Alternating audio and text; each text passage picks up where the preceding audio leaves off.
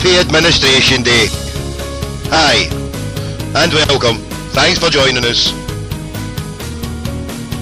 The lights go out and you can't be saved. It's time to pay for your cheating ways. You've been brought down upon your knees. Oh, I beg, there's no guarantees. Singing, zombify the walking dead. You swallow up all the shit you're fed. And your trouble is you never learn. You fall for every trick they turn. Singing,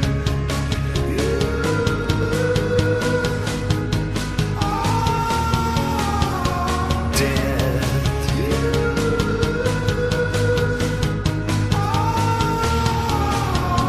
Dead.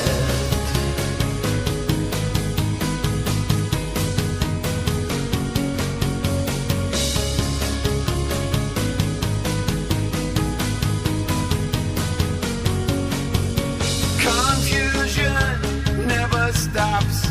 You think you're safe, but it's only talk. You won't get back your precious name, and your history does not remain. Singing, be stuck in Division 3. Cursed missed opportunities. Are you part of the Scottish cure? Are you still stuck in the days of yore? Singing,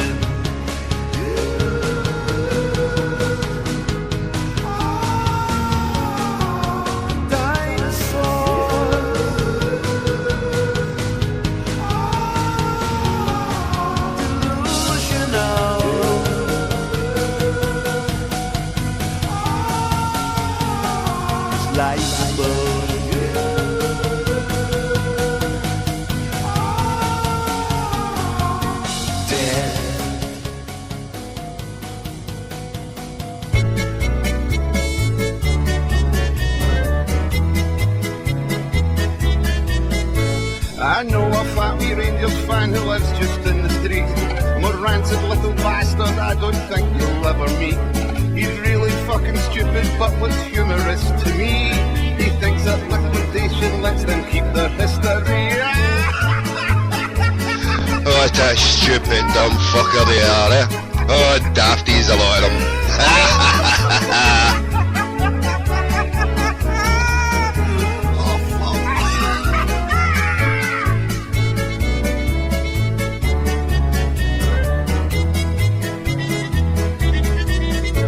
He tried to say that Celtic done the same in '94. I told him that I'd heard that stupid argument before. Watch my lips, you arsehole, the Celtic never died. And if the Huns had money, they'd have pennies on the rise.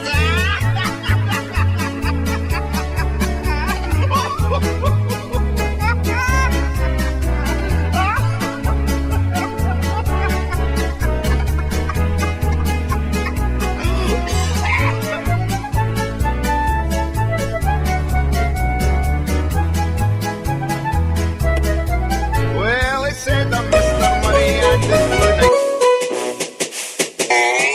Charlie sound bites make the fool the monkeys, pull them in and get the pennies back. Ticketers are hiding in the sidelines waiting for their money, and they're still in Division 3. The Green Brigade are singing Zombie Nation, waving banners, the zombies getting shot. Indignation caused a big sensation, the media went mental, but they're still in Division 3. Right, thank you. Thanks for joining us. Hail, hail. Happy Administration Day. This is Thursday, 14th of February 2013. Where were you when the shit hit the administration fan on this day 1 year ago? What a lovely day. What a wonderful day it was. Jelly and ice cream around. Everywhere abound was with jelly and ice cream. What a time, what a party. The 14th of February. And anyway, without further ado, I've got a little chat here with Mr. Alex Thompson. So tune in chillax. It's a 2-minute interview, and it turned into 24 minutes. So, thank you, Mr. Thompson. God bless. At www.spreaker.com, create your own radio show and find thousands of exclusive radio. Well, sorry, we're not playing the whole show again. This is just it's undercover here. Undercover. I've got another account, undercover. So channels. Here we go. And we have on the line Alex Thompson. Alex. How are you? Yeah, thanks for joining us. Just to start, this is 1 year on from the administration of Oldco Rangers. You delivered a piece yesterday against one of their people, and they responded in a piece by calling you blogger.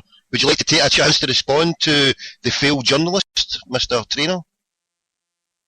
No, and I wouldn't agree with your characterisation of him as a failed journalist either.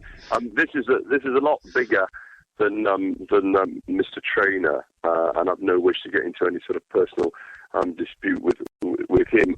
I merely put those emails and those SMS exchanges into the public record because of the position Mr. Trainer now occupies, because he's seen fit to lambast the media.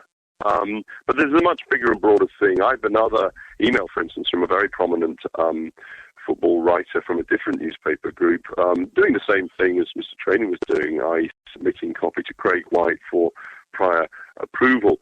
Now, the point of this is not for me, Alex Thompson or Channel 4 News, to get into any sort of individual slanging match with any other individual journalist or former journalist. I think that would be pointless, petty, and undignified, really.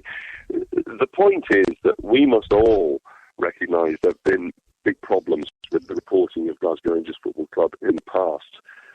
Key questions weren't asked of David Murray, result disaster. Key questions weren't asked of Craig White, result disaster. I would like to hope, as an ignorant outsider, that mistake would not be made again, that Glasgow is not on a hat-trick in this. And I hope to God it's not, because I want the best for Rangers. I want the best for every Scottish football team. I want Rangers back in the Champions League, to say nothing of the SPL, and I sincerely hope that's where they'll be in a few years' time. But I want them properly run. I don't want the fans sold out, and I want the club properly and openly reported under proper scrutiny. That's fair play. I'm sorry to have laid that trap to you, and obviously that was my opinion only of Mr. Trainer, one which many Celtic fans share, and I was quite happy that he moved into his rightful home of working for them, because at least we all know now who he's working for instead of what went before. And the, as you put it, obviously the mainstream media, some would call it the collusion, and you've identified there, Alex, you still see this collusion between the people who are running the club in Ibrox and the media. You see this evidence just now, right up, this is happening just now for Mr. Green. This is what you, as a journalist, be it whatever you say there about yourself, I would say you're the most informed, and you're the best way of getting information, or the truth anyway. But are you saying that nothing has really changed then in the Scottish journalism? It's de facto the same, basically? No, I wouldn't say that's true, Tom. I mean, I remain agnostic on this, and indeed hopeful that things have changed. I'm assuming that people in Glasgow journalism right now are going through things with a fine-tooth comb. I mean, the obvious thing you want to do, look, I mean, the Rangers story is and remains as much in Company House as at Ibrox, okay, and on the stock market. I would hope that journalists, as a speaker, going through these figures, 22.5 million, okay, how does it stack up? What's really going on?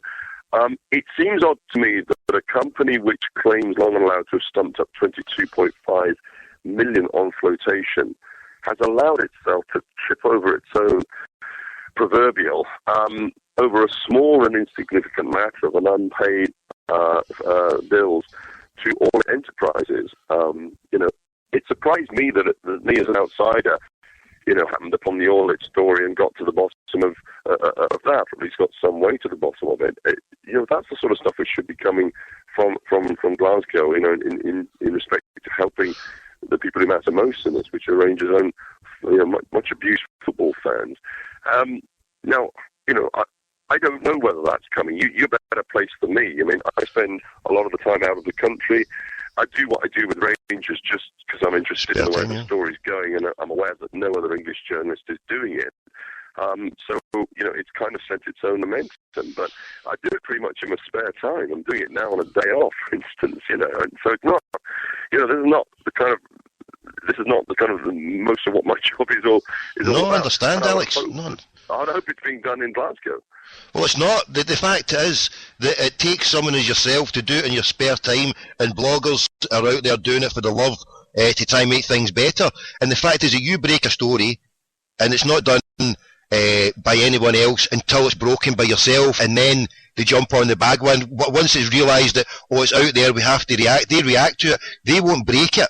So it needs someone like yourself, and all power to you for doing it, because it's the truth and justice that we're looking for in Scotland, and sadly it is lacking from the media. And obviously for yourself as an outsider, people who live here, we see it on a day-to-day basis, and that's why we salute, I'll use this phrase for yourself, but your courage and indefatigability, and we love how you deal with a lot of the people who give you abuse on the Twitter.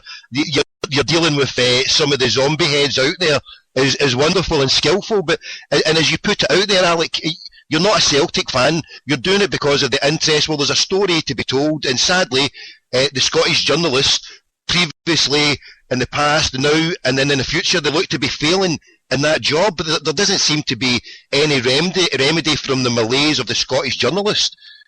Can I ask you said there about something, just moving tacked onto it, and it was the share issue. Now, at the time I was saying, this is a failure, they only got 5 million. There's been stories made of, for the layman it'd be hard to understand, but the rights issue and the shares for swap and equity, stuff like that. Have you got anything you could lay it down, how they managed to do what I would call voodoo economics again, voodoo economics in the stock market, how they can massage it and say 22 million. Can you give us anything concrete to suggest that there might not even be the 22 million that Sevco, Mr. Green, Zeus, or whoever it is, the money they raised? Have you anything on that side? Because there's a lot of speculation in the blogosphere you may or may not be aware of, that this money is not all as it seems. Yeah, I mean, there's a lot of speculation around. I'll keep my powder dry on that for the moment, Tommy, Certainly.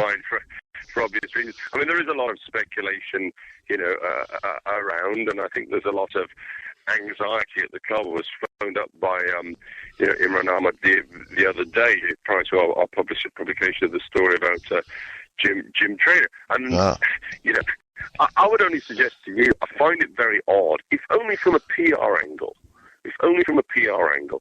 that a company supposedly trumpeting its newfound wealth allows a small matter of alleged unpaid bills and an alleged dispute over bills to roll onto a situation where I can find out that the company concerned, all it is considering a winding up order. Now, just from a PR point of view, that just seems odd. If you're in charge of Rangers, you'd have put that information out to the fans, months ago, saying we're in dispute overall. It's an unpaid issue. You may be hearing something about this down the line. This is what it is. Take control of the story.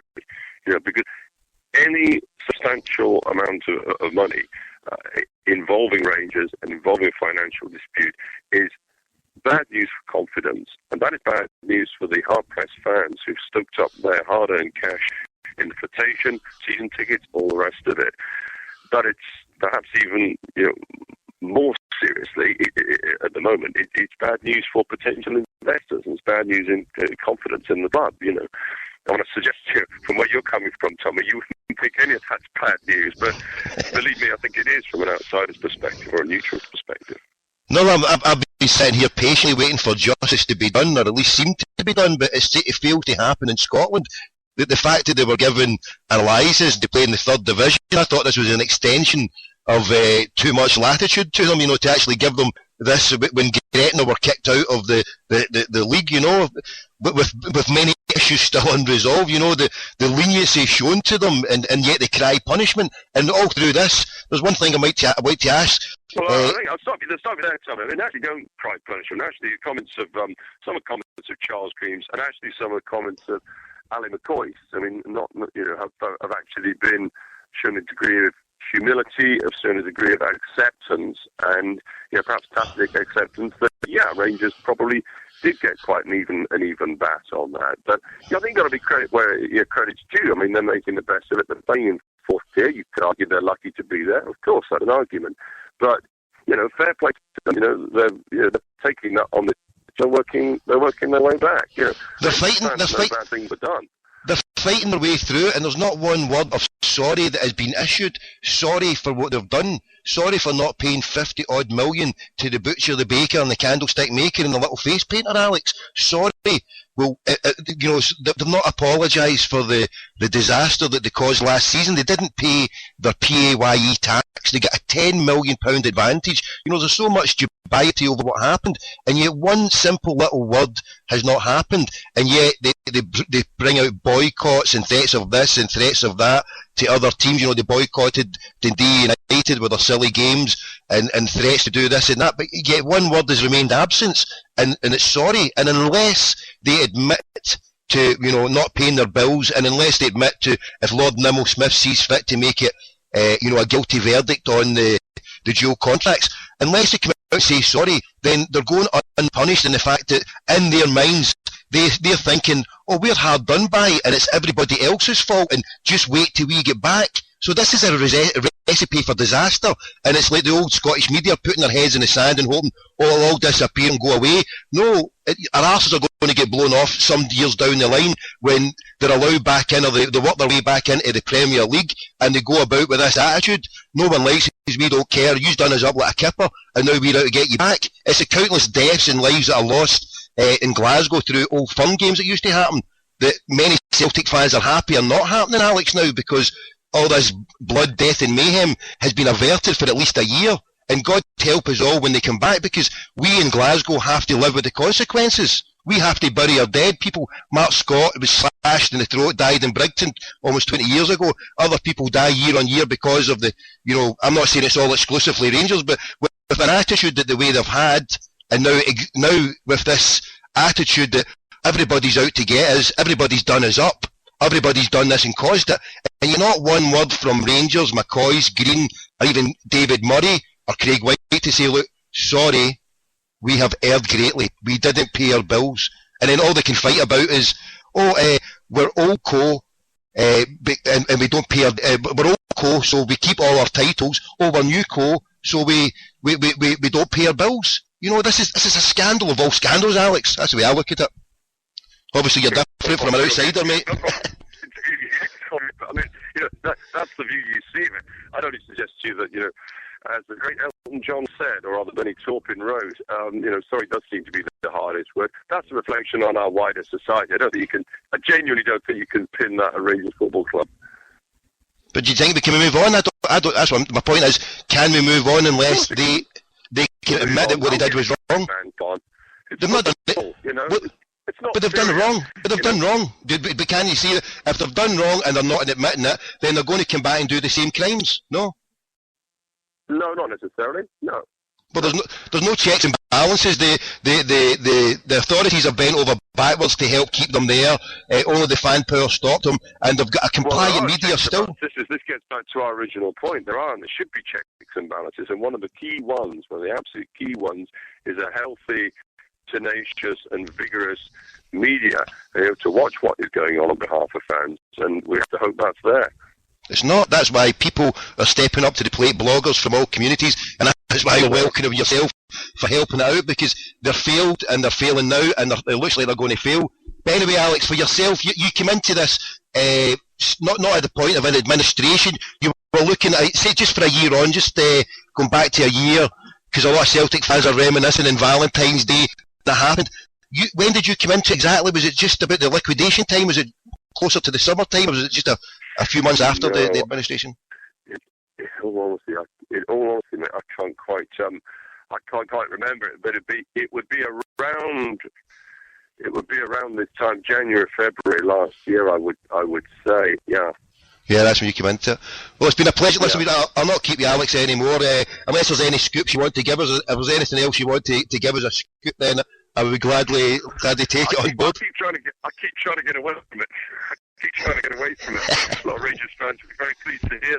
But, things just keep bubbling up. People just keep keep sending me stuff and getting in touch. So, it just it bubbles away. I would like to say, we have to move on.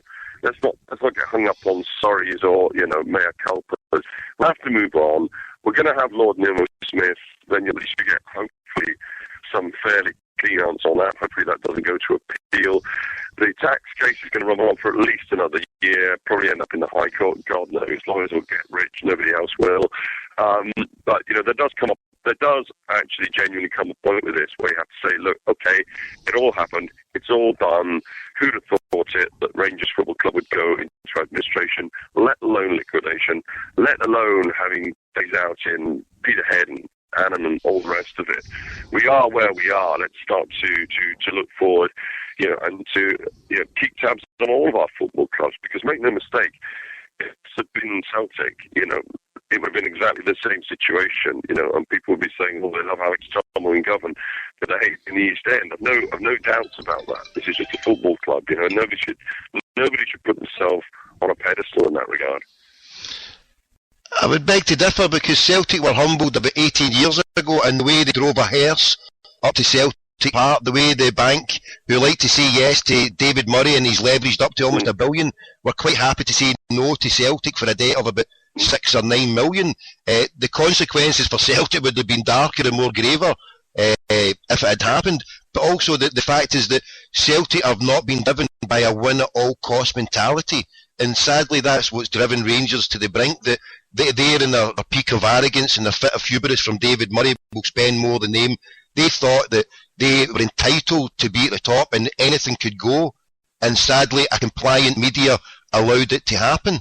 And that's my point. Surely if there's one thing we can all take from all this and all learn from all this, that no club should have entertained the idea that it has a right to anything. No club should have that kind of sort of supremacist kind of feel about itself. Be that Aberdeen, be that Airdrie, be that Annan, be that whomsoever it may be.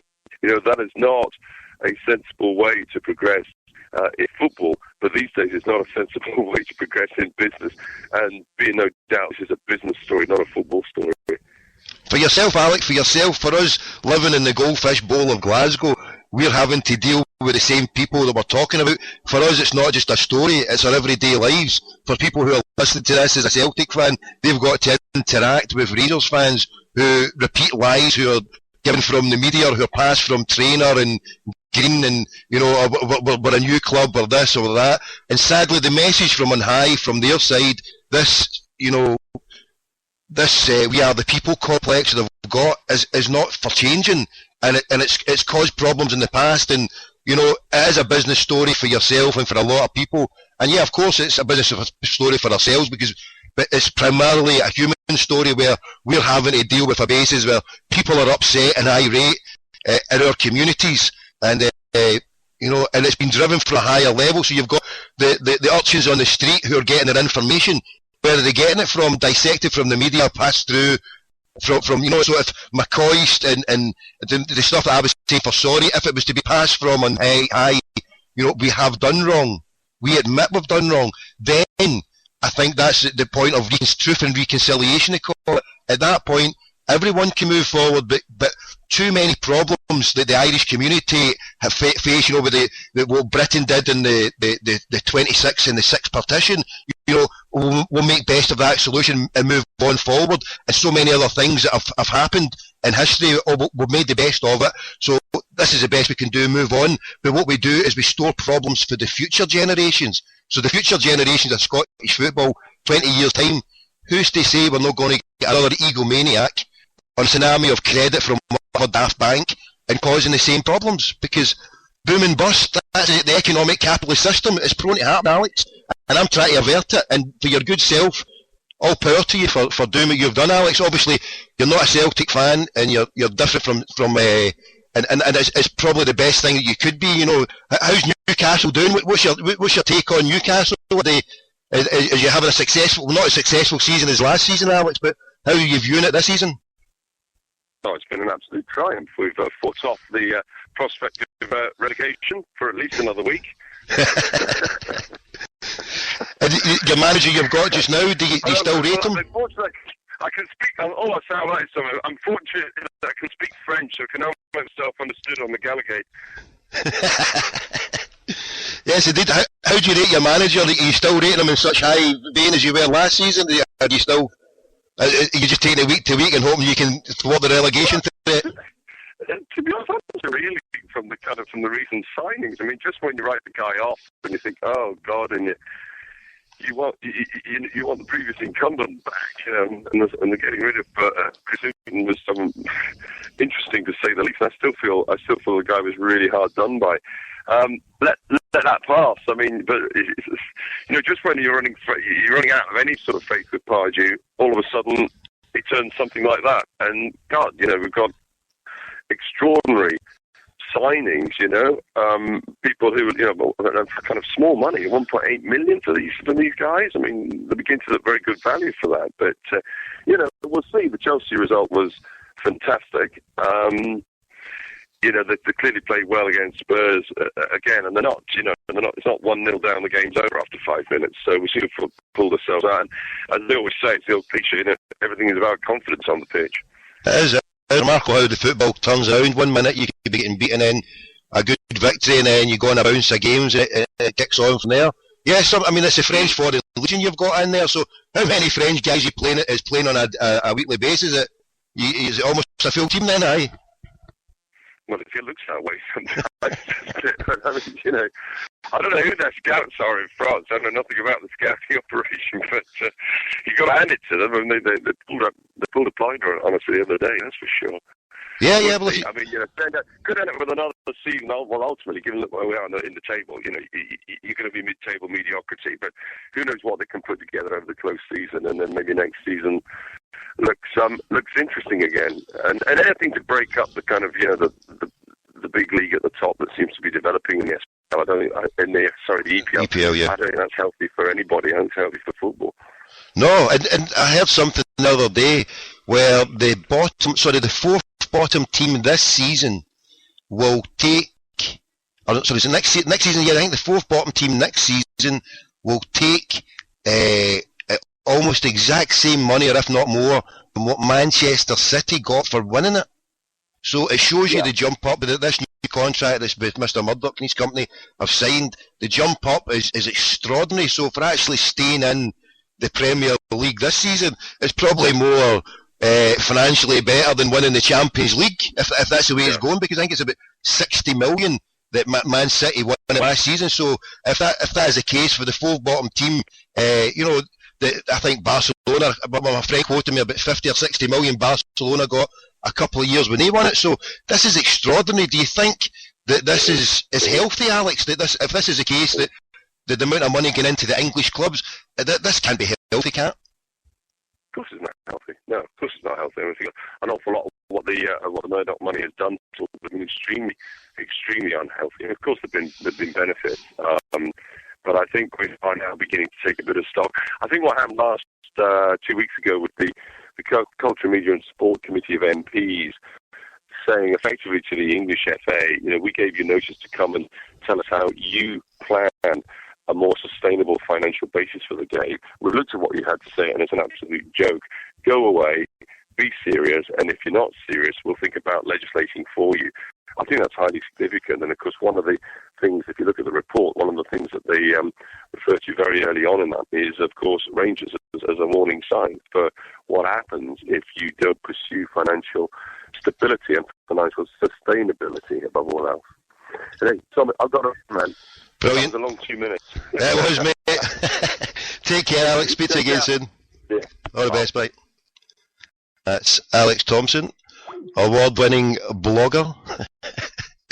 Blogger, if you're a blogger, then I'm the Bishop of Cork. Award-winning journalist. He's been into conflicts all over the place. I don't think, was he in Timbuktu recently? He's been everywhere.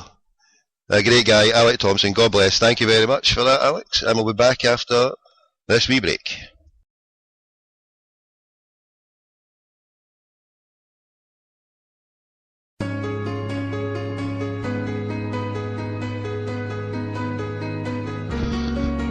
And this is Billy Noel. You are dead. Billy Noel, you are dead. Hail, hail. God willing, a live interview coming up as well. Live interview coming up in 5 minutes with Paul Brennan of Celtic Quick News.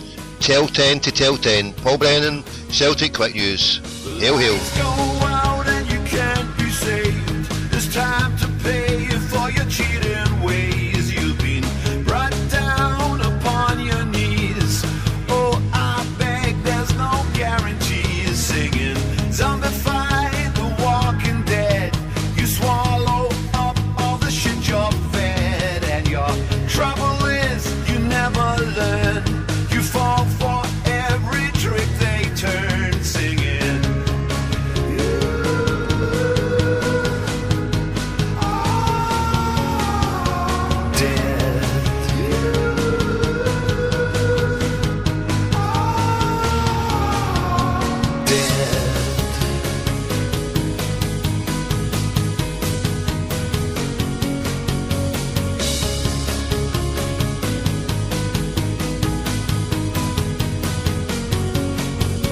confusion never stops.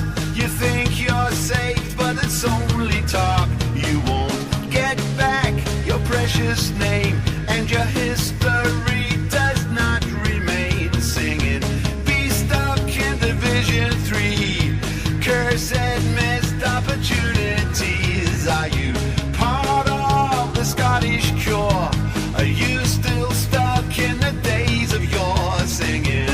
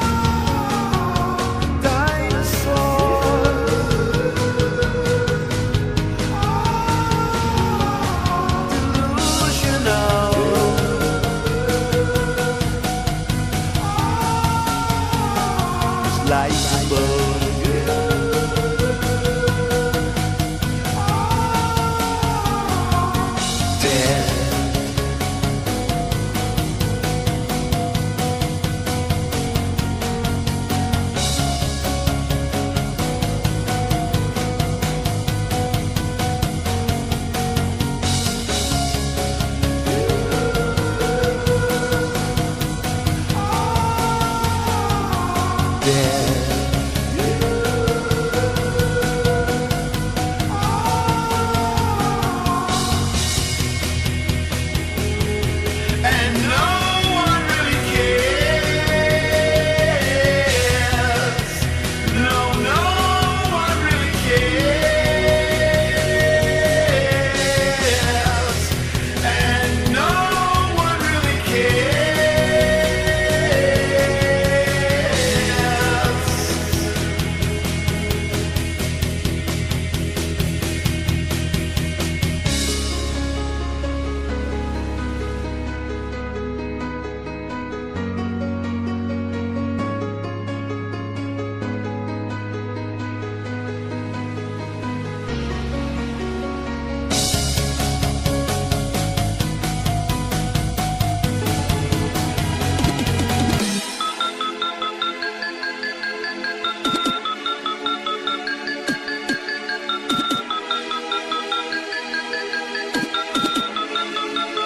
I'll take your brain to another dimension.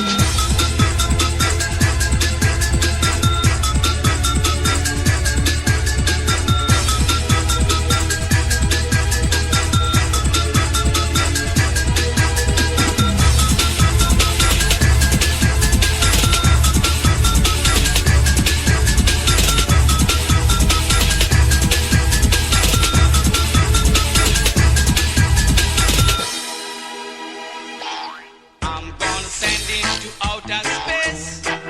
Find another race. I'm gonna send into outer space. Find another race. I'm gonna send into outer space. Find another Yes, we're holding it down in a lockdown here with Prodigy, Outer Space. Yes, we're on a lockdown here, Crackpot McDougall FM.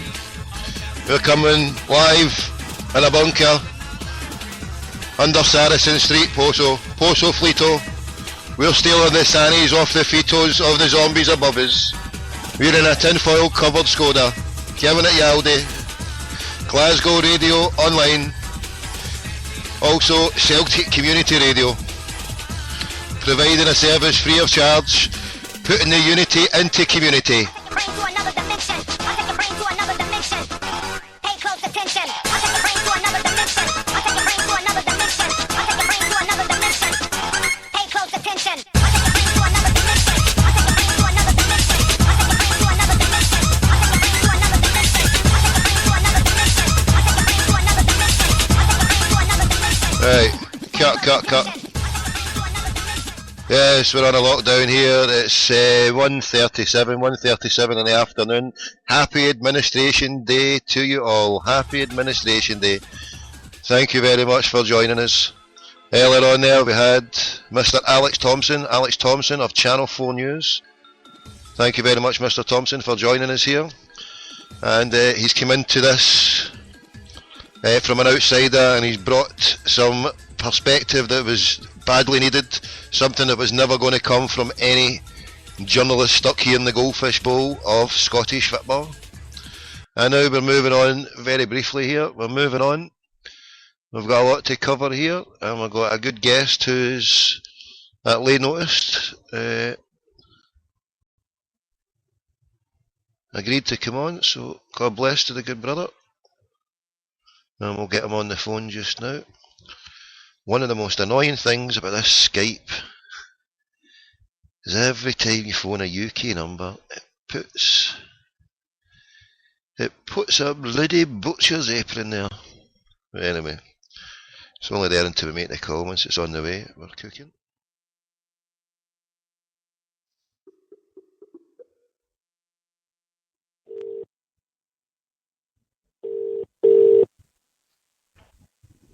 Hi, Tommy. Hi, Paul Brennan, Celtic Quick News. How are you doing, my friend? I'm well, Tommy, and you? Happy Administration Day. Sure. Lots of good memories from this time last year. Yeah, where were you? Give us your thoughts. What can you remember? What's your thoughts on it? Well, we knew from the day before it was going to happen, obviously.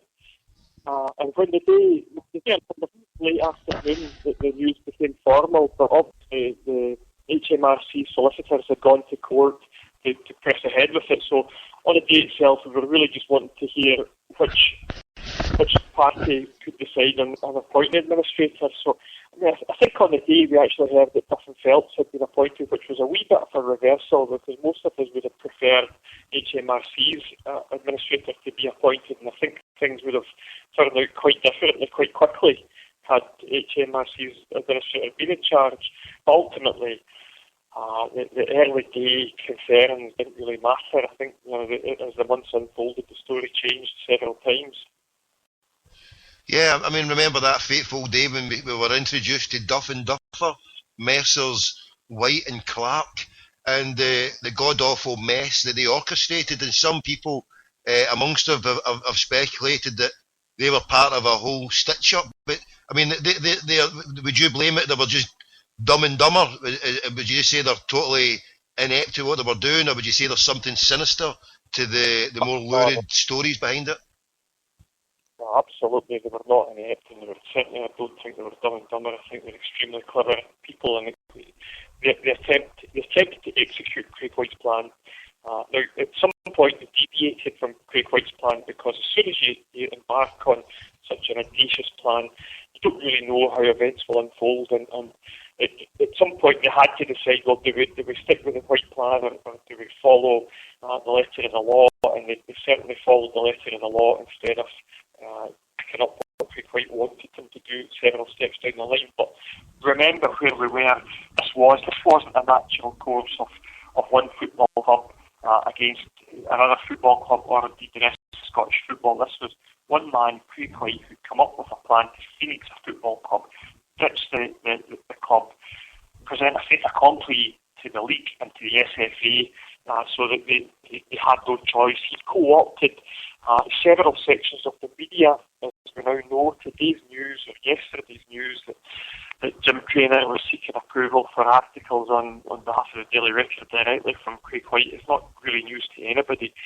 He had all his ducks lined up. He had a degree of control over the media. He had Rangers fans prepared to swallow whatever he was pushing at them, and he had spooked the SFA and the SPL. All it really needed was Duff and Phelps to go in and act quickly. Now, as all of that kicked off, my understanding of it was that he did spook most of the SPL. He spooked all but maybe one club in the SPL. There was only really one club felt as though they had the wherewithal to take on this issue, and they had the pocket deep enough to take on this issue and stand up to them. And they stood up and made sure that nothing went through without proper consultation and proper process being followed. And over time, one club became two clubs as fans of other clubs got on board, and two clubs soon became 8, 9 or 10 clubs. And at the end of the day, it was only Kilmarnock that held out. And who was that first club, dare I may ask you, Paul? That was Celtic. It was Celtic.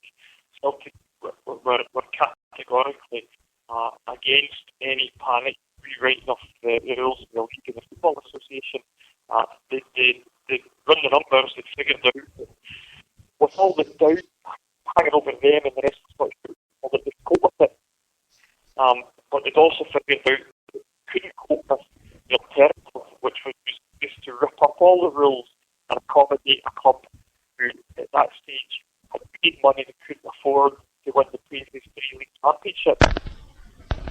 Yeah, that was the alternative if they went with allowing them to be parachuted in, tearing up every rule book after what they did.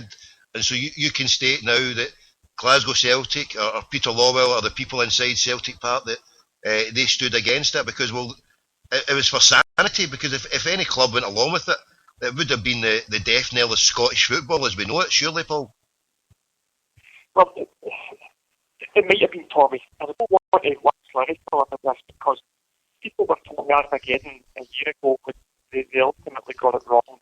I would have still gone along with Celtic, but I know a lot of people wouldn't have had Celtic voted to let Newport Rangers parachute into the top flight of Scottish football. But it was never on the agenda. It was never something that Celtic countenanced.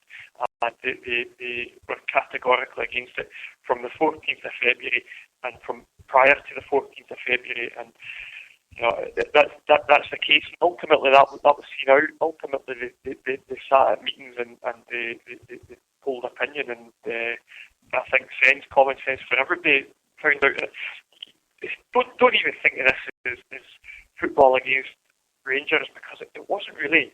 Plenty of Rangers fans didn't want to stomach this. Plenty of Rangers fans thought, look, if it goes the liquidation route, then you just start afresh, start off in the 3rd division and earn your stripes and work your way up. And I know lots of them, in fact, I didn't know anybody back at this time last year who was either contemplating the reality. The Rangers fans were contemplating the reality that it was going to be liquidation, or that if it was liquidation, then it would be appropriate for the new co to go straight into the SPL.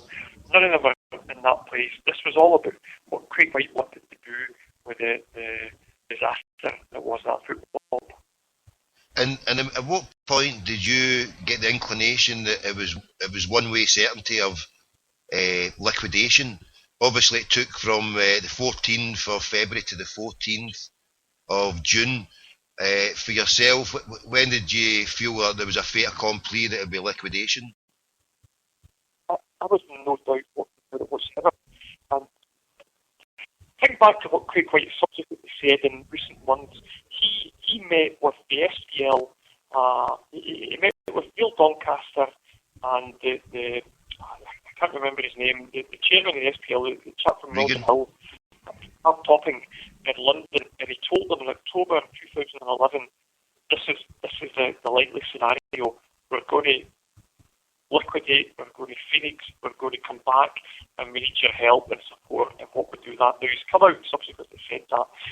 That was his understanding then, that was the SPL's understanding then, and it was certainly the way I expected to come out. All of the confusion that happened between the 14th of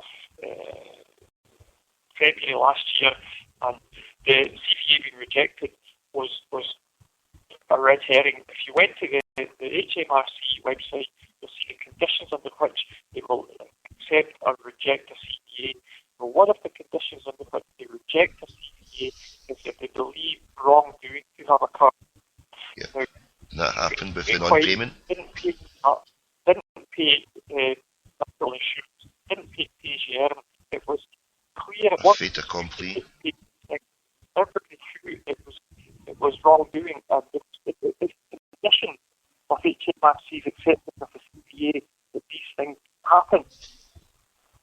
So it was a fait accompli that was always going to happen. There's always going to be thus, and with a compliant media going along with this sideshow, and then so how did it metamorphosize? Did they realise that just like Saddam Hussein is damaged good and it's a bad PR coup, they had to oust Craig White? Is this what happened then? Do you think that whoever was running it from wherever, behind whatever ship, that Craig White was ousted? And because at the point that Green was hoisted in here from nowhere, so what you're saying, that all that song and dance for 4 months, would you more or less go and say it's a song and dance, and Green was the white knight all along, or was he pre-planned? Where did he come into it? And would that be correct to say what I just said there, that it became a PR disaster, White, and had to be jettisoned, or how would you take that? Green came into it late in the day. I was absolutely sure he had nothing to do with it prior to the few weeks before he actually went in and bought the assets of the old club. White wanted the CBA to be put to the creditors very quickly, within a matter of days. And if it was rejected, as he expected it to be rejected, he wanted to do the Phoenix. He could have had the whole thing wrapped up within a couple of weeks, and that was plan A. That was the strategy. Now that didn't happen. It didn't happen because the HMRC just didn't allow it to happen, and things didn't go the way that White had initially hoped and discussed with Duff and Phelps, because all this was uncovered by the BBC documentary, if you remember. They discussed, in fact, White even says, days if not hours to wrap the whole thing up. It wasn't possible. As soon as it wasn't possible, Duff and Phelps have got to follow the rules. They've got to follow the law, and they didn't risk losing the kind of loss that they personally could have lost by simply doing the bidding of Craig White instead of following the rules of an administration. So they'd get caught into that. They made decisions which you can dispute were strange, and I certainly think they were strange. I've never known an administrator come in and increase costs of running a company instead of reducing costs. That's what they did. So these things are all strange, but they were within the rules, and ultimately were proven to be within the rules.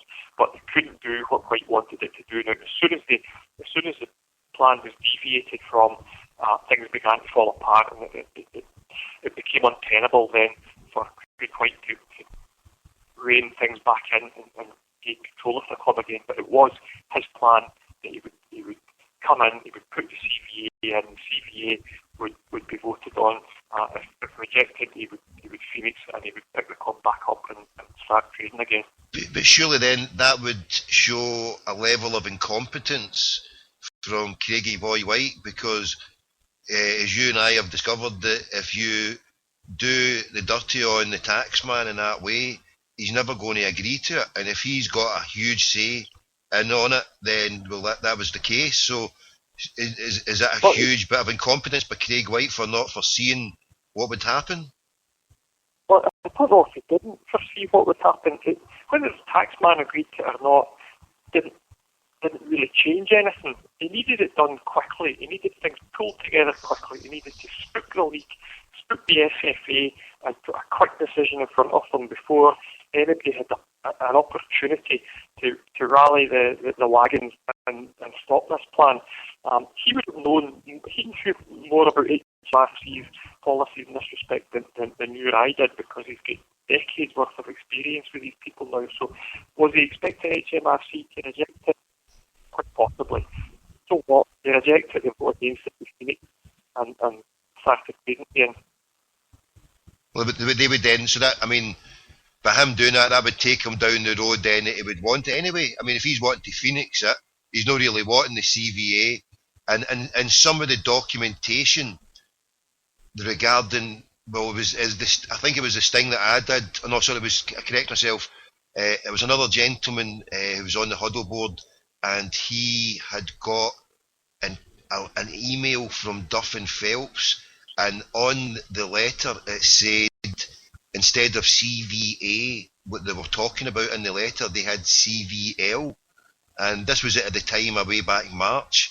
So that was, and that's when they were going for the CVA, or they were trying that all the way through it, kidding on to everybody. But and as the boy pointed out, what kind of slip up was this? Is this a show that this was what their intent was? And ultimately, well, I think it goes as evidence that the guy there who did it was posing himself as an investor, as a Mr. Thomas Rawson out in the Czech Republic, a guy who had dealings with old Joe Lewis's company and ended up bankrupting a club over in Prague. And actually, Duff and Phelps were entertaining it, and they took this fellow on at face value and were chasing him up. They never done any due diligence on who Thomas Rawson was, and Thomas Rawson had helped bring about the bankruptcy of a club in Prague, and this was Duff and Phelps chasing it up. And in that correspondence, they admitted they were chasing a CVL, so this fraudulent slip. Well, I mean, they acted in the. You're saying anyway, for Duff and Phelps, they acted in the interest of their own self, because if they had deviated from the rules of administration, then it would have cost them far greater. So for Charles Green, would you categorically state that he's nothing to do with White or Murray or Octopus or Ticketus? Do you think he's representing other parties that are not connected to anyone in this end, Paul?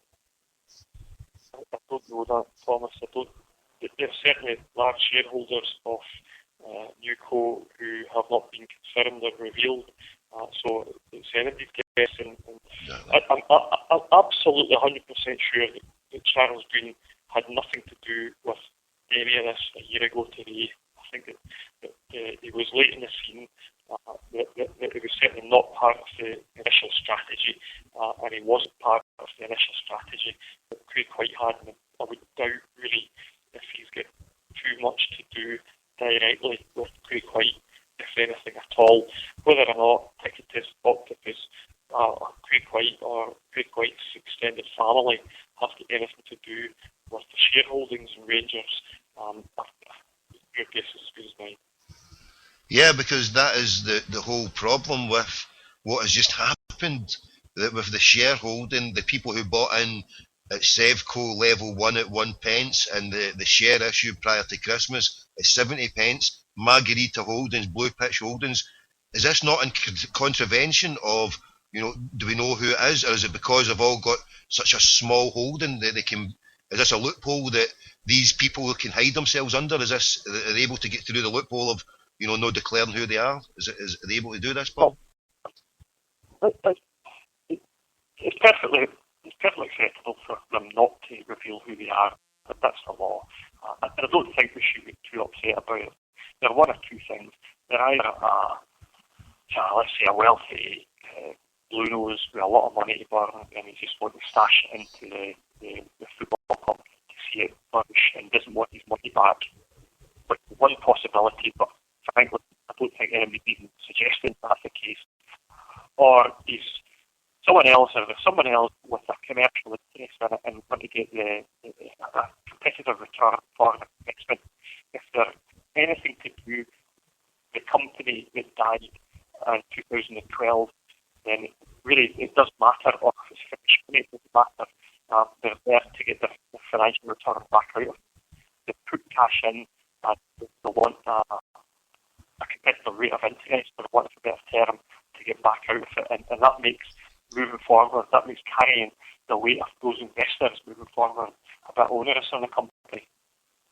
Yeah, and we've been looking back a year and what happened. Looking forward a year, how do you see things going, including our good selves in the obviously not a thing, but how do you see the next year going for both ourselves and the other mob? Do you think they'd be liquidated again? Do you think that they could go through that again?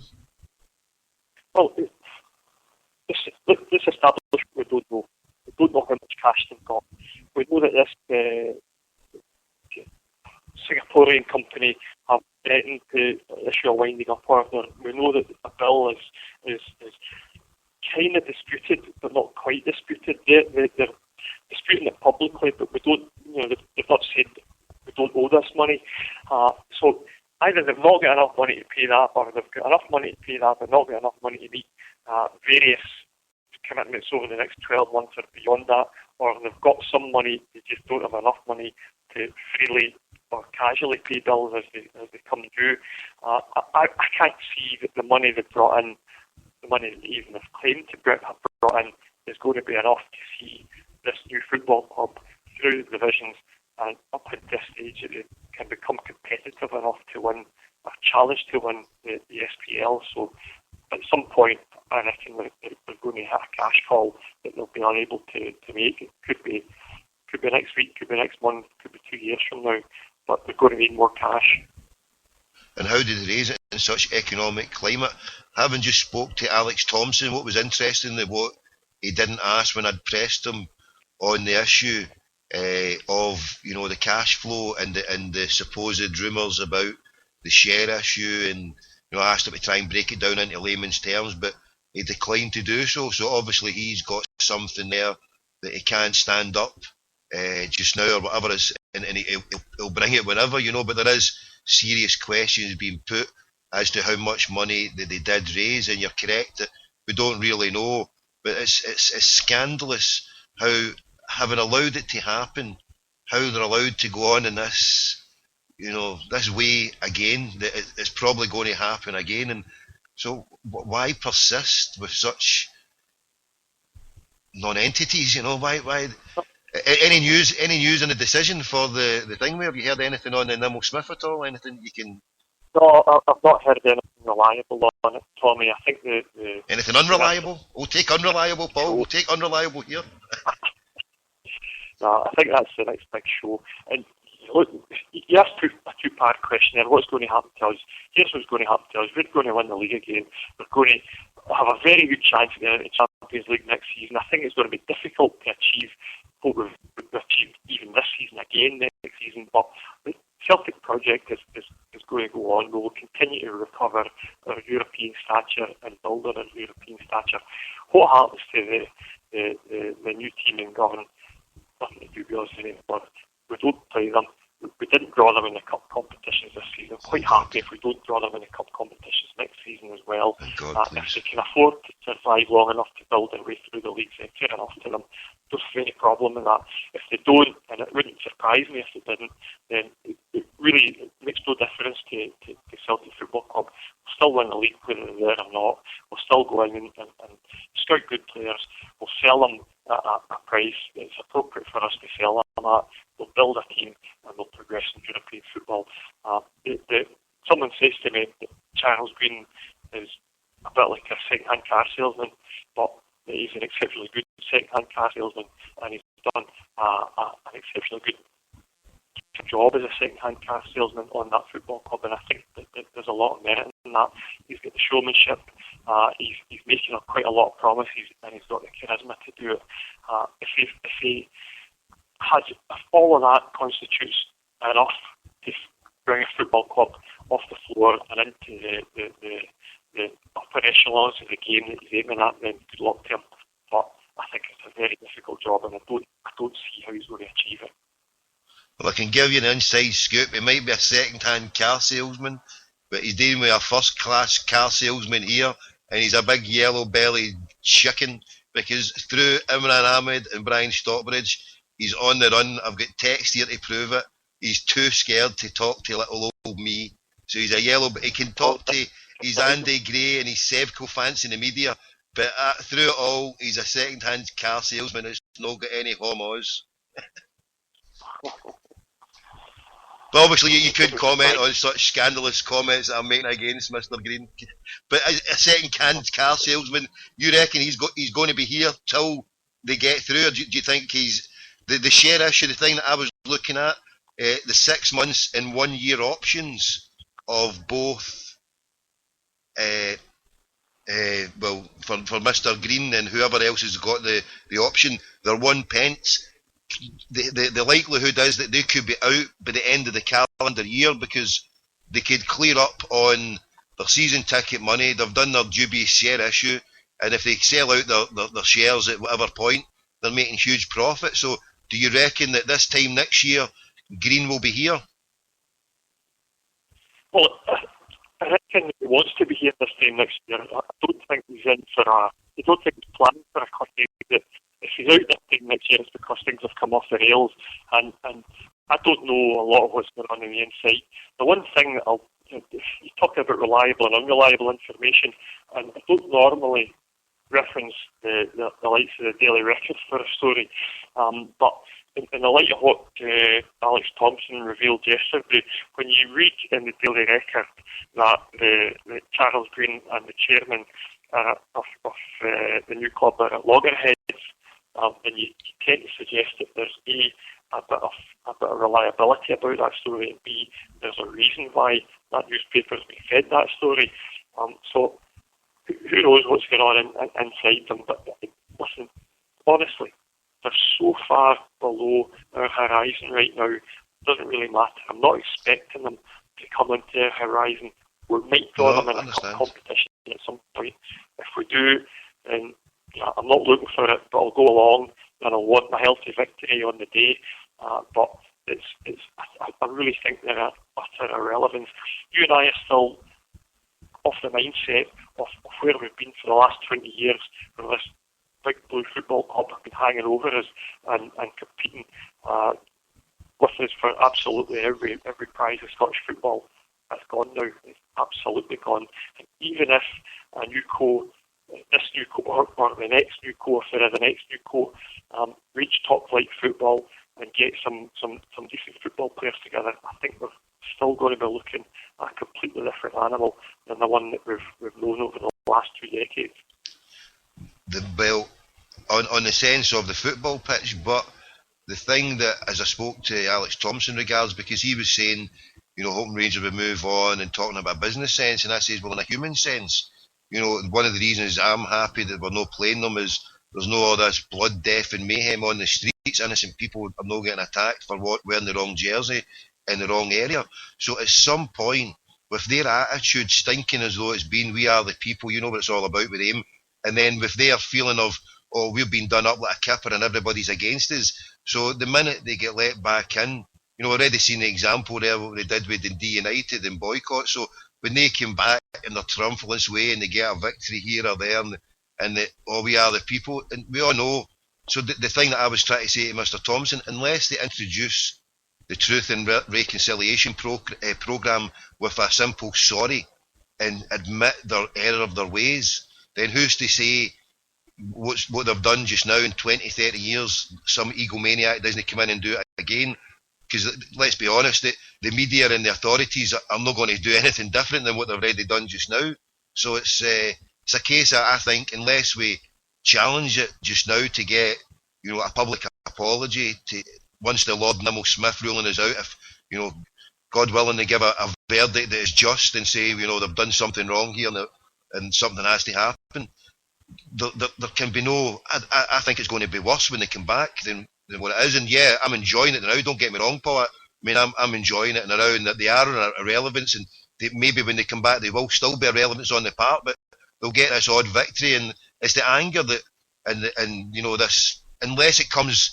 And I said that to Tomo. I said, unless they are told from on high that it's coming out from Green and whatever, unless they say sorry from on high, the minions are not going to take it that they've done anything wrong. So it's a time bomb waiting to happen. No.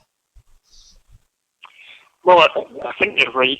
If the decision goes against the old co, then I think that acceptance of it would help them recover and would help them put the foundations in place to build a future for the new co. You're not going to get that off anybody at Ibrox now. It's sacrilege for them to say that. They've boxed themselves into a corner. They've boxed themselves into a version of what happened that simply relies on them denying that as a fair judgment. So I don't see it. They'll get their odd victory, but when that football club reaches top flight football, it's going to be hard. You're going to need to go to places like Tannadice and be ripped apart by teams like Dundee United and everybody else in between. There's going to be miles below Celtic Football Club, miles, and it's not going to be the same. Scottish football, even under that scenario, isn't going to be the same as it ever has been. Yeah. Well, we'll have to wait and see, Paul. But listen, I've took a lot of your time anyway. I've been asking for 2 minutes or 5 minute interviews and it ends up going 15, 20 minutes. So thanks a lot, Paul, for taking the time to talk to me. What your next magazine, when's it out, and what's going down on it? If you want to share that with us. Well, the next magazine I'd planned for looking ahead to Champions League quarter-finals. Quite a lot of input going into who we're going to get in the quarter-finals of the Champions League. One or two people tried to tell me maybe I should hedge it a wee bit, just in case Juventus managed to hold on. But no, Paulo's bricking it already. Paulo's already got memories of Istanbul with Liverpool, so I think big Samaras, we can put the shitters up them. 2-0 at half time, their heads will be up their arses. Always remember the Italians have got 10 gears and 9 in reverse and only 1 forward, so if we get in about them with big Sammy, you never know. Last 8, here we come. I think we should ship big Effie out 2 weeks in advance as well. Just stick him up my nice hotel in Turin, make sure he's nice and rested and ready for the game.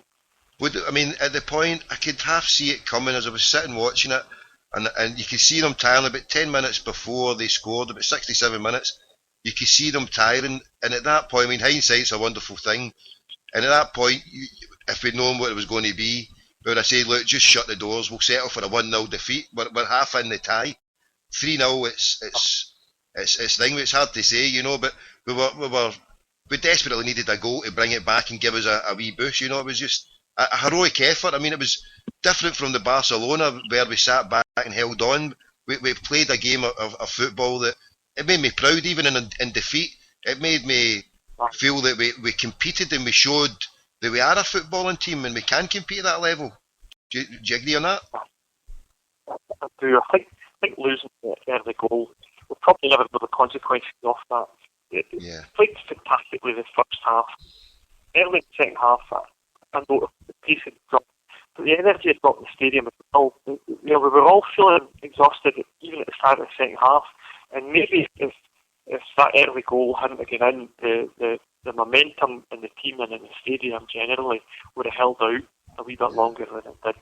But listen, it's about experience. We're only going to win the Champions League this season. We're always going to get taken by one of the enormous teams, and we get taken by one of the enormous teams that we can respect. They're a class outfit. They're top in the Italian league. They're Italian champions. Will be one of the handful of clubs with a genuine chance of winning this tournament. So I think fair enough. Let's move on.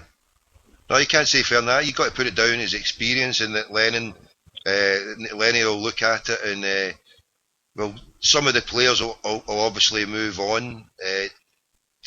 And the key thing is to bring players in with similar quality and challenge and do it again. And we'll lose some of our players. Can you categorically say we'll keep our manager?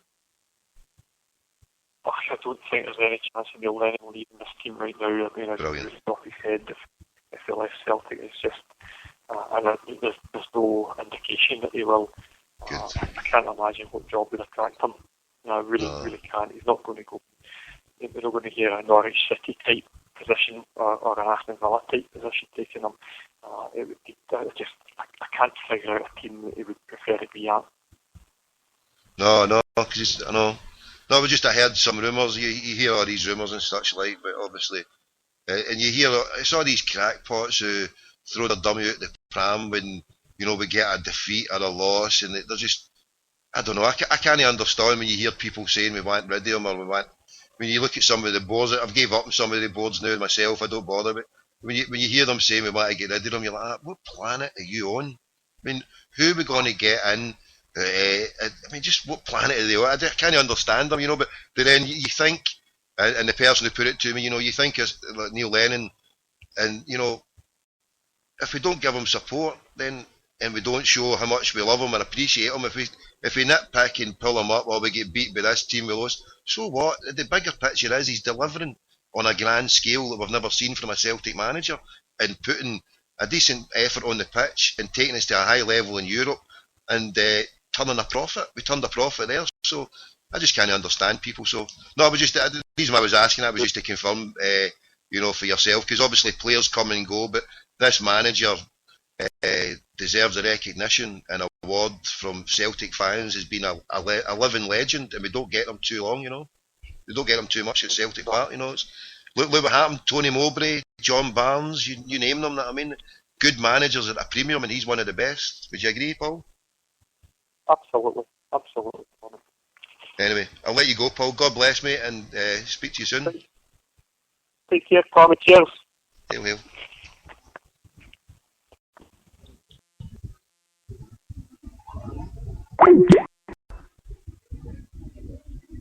Right. Where are we? What are we at?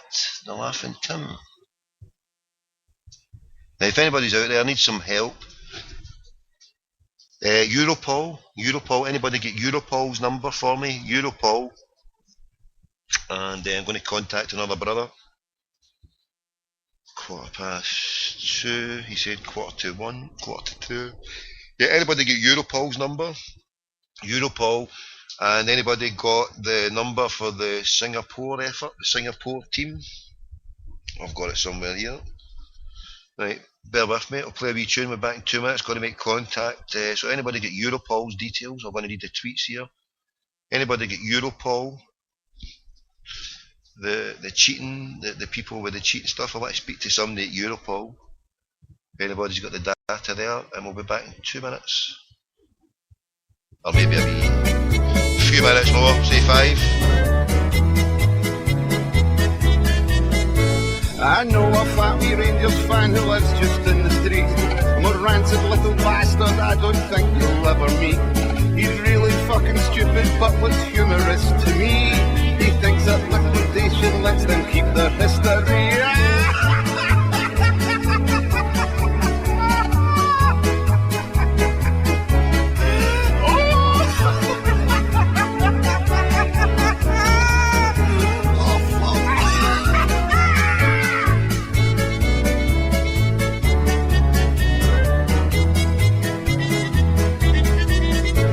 He tried to say that Celtic done the same in '94. I told him that I'd heard that stupid argument before. Watch my lips, you arsehole, the Celtic never died. And if the Huns had money, they'd have pennies on the rise.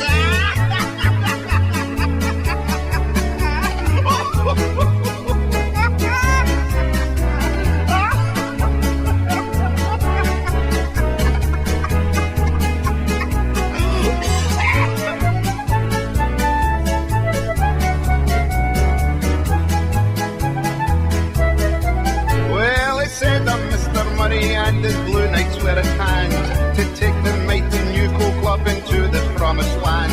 So Peterhead and Montrose and the others better fear, we'll be fighting relegation with a brand new club next year.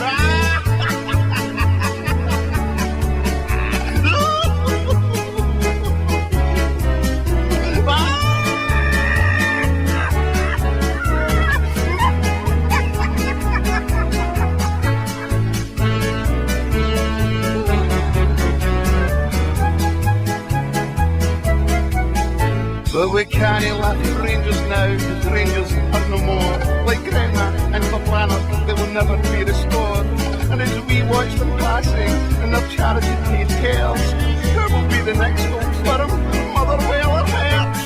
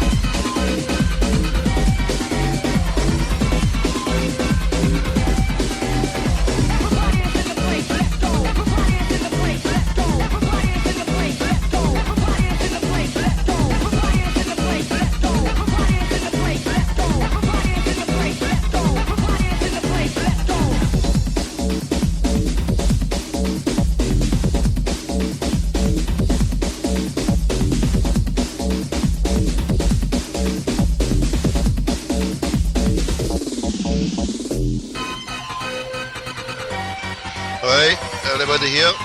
Let's roll. What's happening?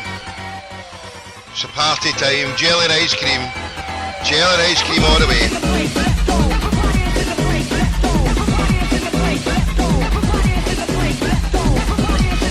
Pass over the jelly and ice cream. Let's go. Pass over the jelly and ice cream. Let's go. It's party time at the outhouse. Where is this mob based? Where are they based? Let me see, I've just lost the page yet. Let me see, 2 seconds.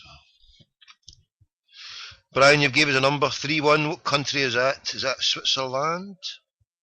70 302. Take it Switzerland, yeah? Soon find out. 3-1. It's like Switzerland.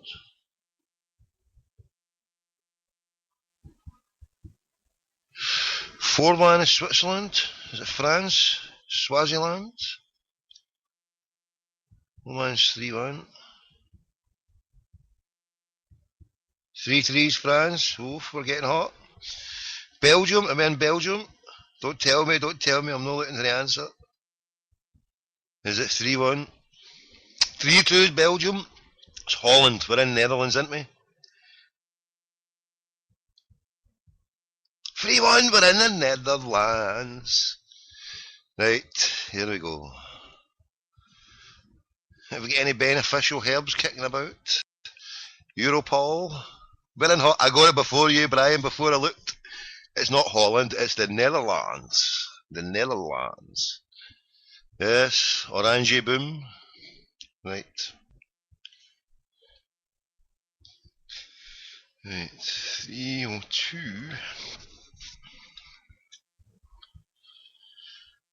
And nice, isn't. Hey, before we go on, hold on. I need some other help here. We need some other help, right? We need more help. We need to. Phone up, we'll see.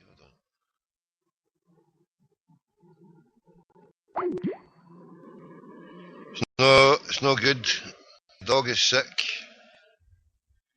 The number ain't good, brother. What have thou done? What have thou given us? Now, the other information is the Right Reverend McCurry. What? Has anybody got the dates? Who's got the dates? Hold on, mate. Listen, wait a minute.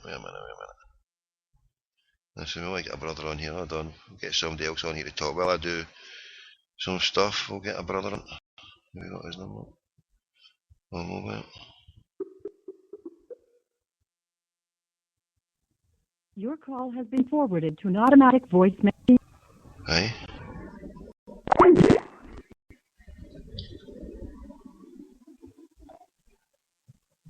It's getting down with that.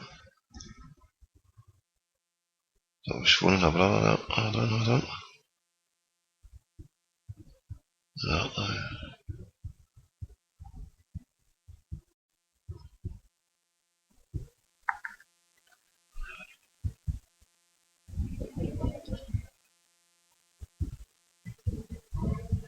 No, where is it? Come on, where is it? Oh, come on. Ah, there we are, there we go. Hold on. Right, share it.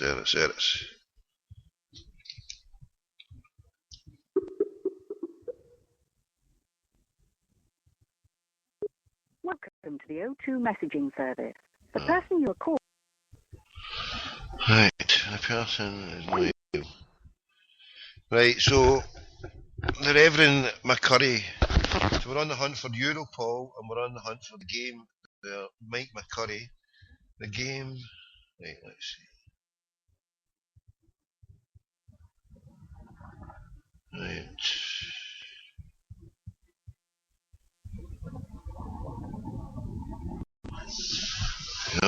Come on.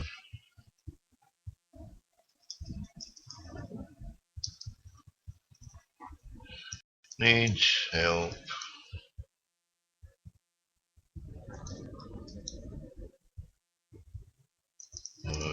Why? Show that.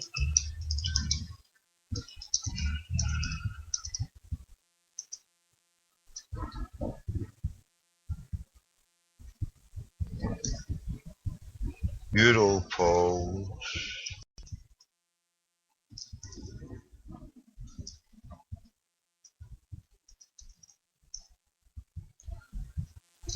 Of the Curry United game. Right, let's see. Needs help.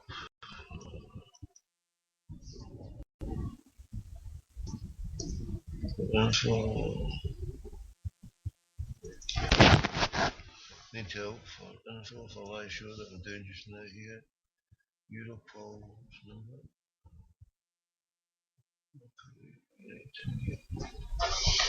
Right. Help. Help.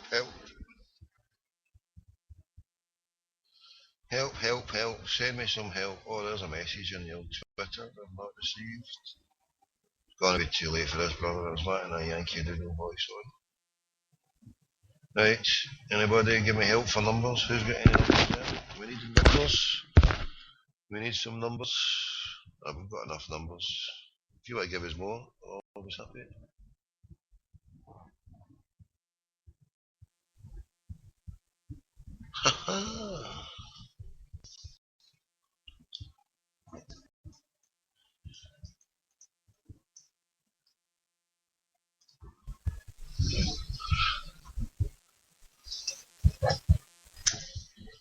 Right.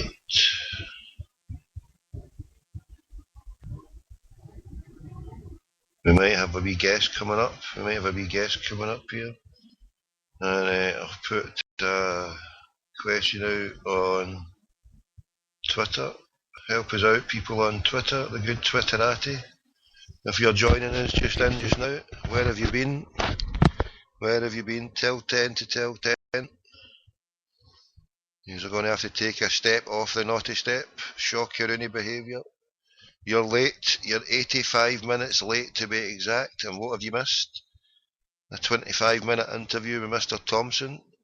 And almost the same with Mr. Paul Brennan. So, two fine gentlemen have been on the show.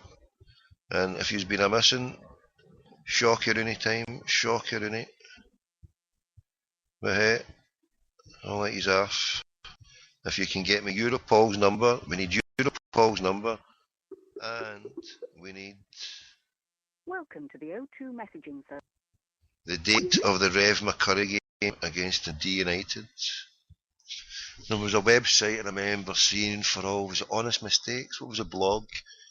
A wonderful blog with all the crimes and misdemeanors. Has anybody got that blog? I can't remember if it was in a black screen and it had just blog after blog and blog of the cheating of the old Mankey mob. Surely to goodness it's still there. Please, someone bring it to me. Help me out here. We want to go to Europol. We're cheating zombies.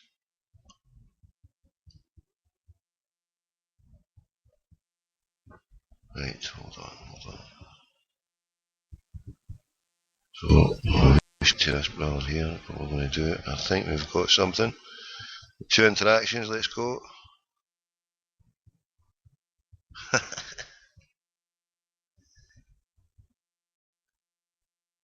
Right.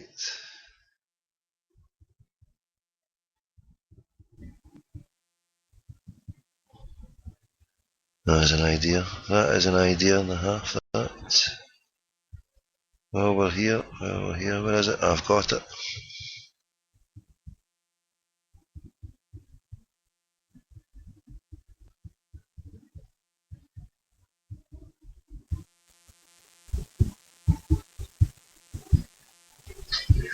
He's actually...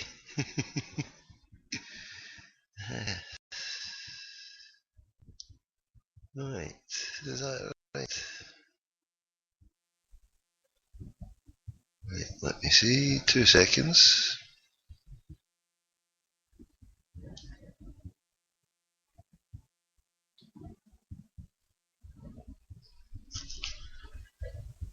Let me see, just one last bit.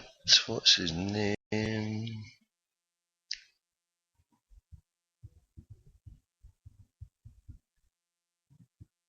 Right.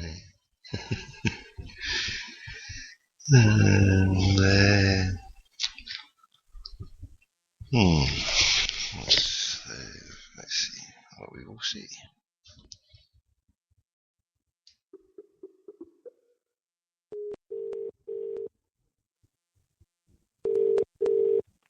Good afternoon. Hello, I'm phoning to speak to David Mason, please. He's in a meeting at the moment. Can I take a message for you? Alright, no problem. Is he going to be available at some point later on? Yeah, I'm just not sure what time. I don't know how All long right. the meeting's going to last. Yeah, no problem, no Do you want to problem. leave a message for him? I'll phone back later on then, perhaps, yeah. Okay then. Thank you very much.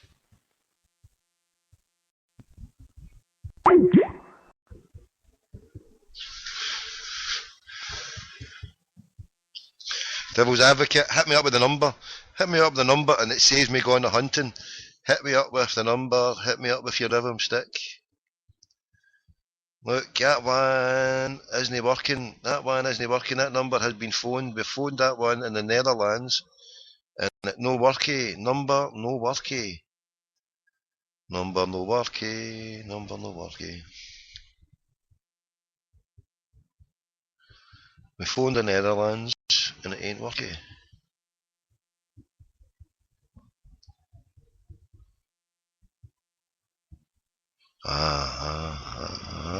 Maybe. No, we're not promising, hold on.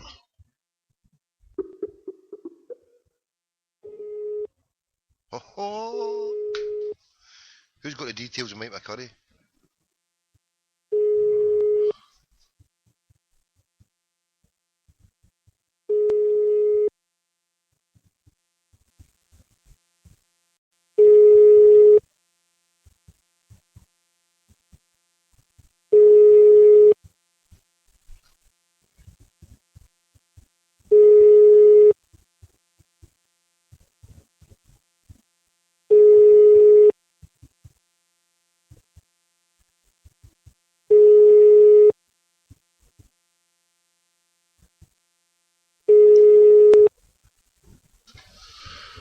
Hello. What is going down? Can nobody get me a fucking number? Who's happening here? Pick up.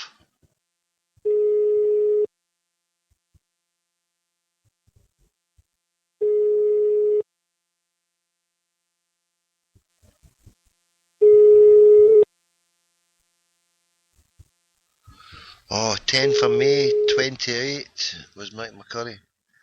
10 for May. Chris, I got you here. I never read that bit at the start. Your one, it's brilliant. And that number just rang out. Does anybody get any YouTube clippage of it? Any YouTube clippage?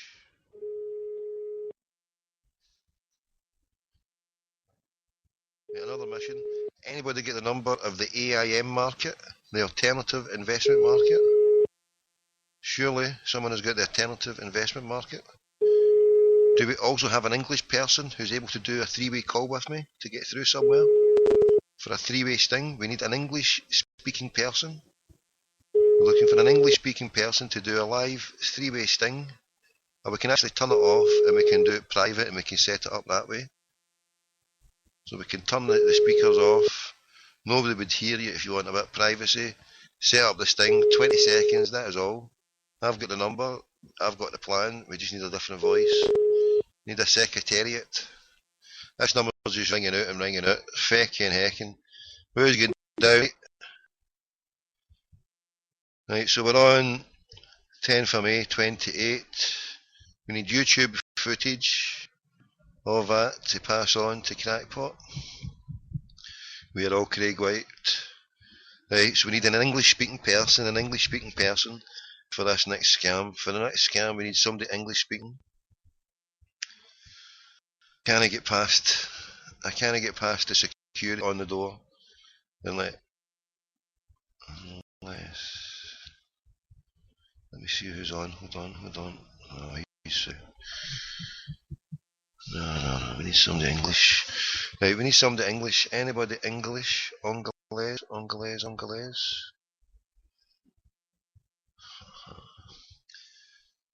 The D United manager Craig Levine's lost a scathing attack and Mike McCurry from his team's 3-1 defeat.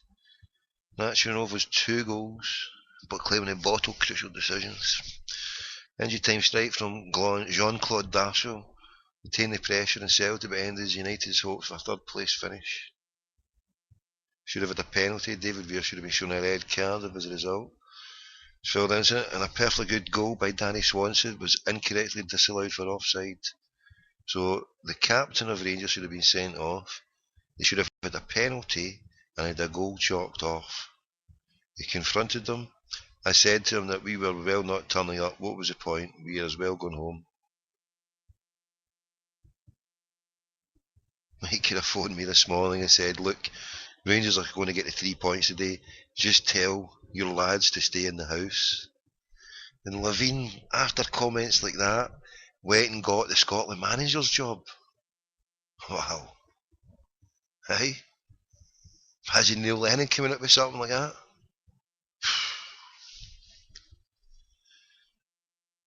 It is impossible to win here in important games. Wow, listen to this. It's impossible to win here in important games. The referee has bottled it at the penalty. That was my thoughts, if you want to know the truth. He knew if he had given the penalty, it would have to have sent David Weir off. In this game, who gives a toss about Dundee United? Who cares? Swanson's goal was a good goal. It hit David Weir and went in. Important decisions are what referees are judged on. The players are furious. We played well today. If we got a penalty and got it back to 2-1 and with them down to 10 men, I would have fancied us strongly to win the game because I thought we were the better side. That guy today knew it was a penalty kick but knew the game was so important to Rangers that he couldn't give it. Jeez. That guy today knew it was a penalty kick but knew the game was so important to Rangers that he couldn't give it. The linesman has probably an even better view than the referee, but he's not going to put his head above the parapet unless he's the linesman who was up at Dundee United and helped show the SFA what it was. It's Rangers at Ibrox, so you can win an important game going for a title decider. You can't have Dundee United winning that game. Listen to these comments. This isn't just one word throwaway comment. This is sentence after sentence. He is bringing this game into disrepute. If this is not common, if he should be hauled over the coals, why was he not hauled over the coals for this? I'll tell you why. Because he was telling the truth. It's better just to give stony silence, sit on it and hope it moves on, hope it moves away. You dirty. Right, it's making me upset. Check your messages, look at the last one. One with the internet, we're on it. Where are you? Where are we going? Are you talking about the old HP there? Are we on the HP or are we on the I am here? Where are we at? Right, we're cooking. Right, we're on here, right, I can see it, we're into it, we're on it. Let's see what we got.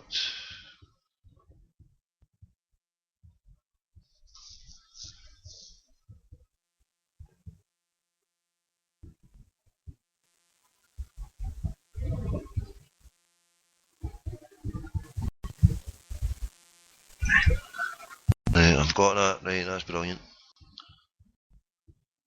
Yeah, I've chased him up and Trickor is too late in an hour, they're 9 hours ahead, so. And that's a UK, is that a UK one? Yeah. The guy was supposed to get back to me. Right, so I take it that good brother has posted that there. And that's their number. So his name is Chan Fun Meng. Chan Fook Meng. Chan Fook Meng. Right, Europol. Who's got Europol? Somebody gave me ages ago. Europol. Give me Interpol. Somebody give me Interpol. Anybody get Interpol? We can't get Europol. Give me Interpol for these fucking cheating bastards. Sick of their cheating and lies. So it is. And mark my words, if they're allowed to come back in this arrogant fashion without the truth being told, then we are storing up problems that we don't need. Too many problems we don't need. Don't we learn from the past? AIM, oh my good lord, how did I miss this? Right, we're on the AIM first. We're taking the AIM.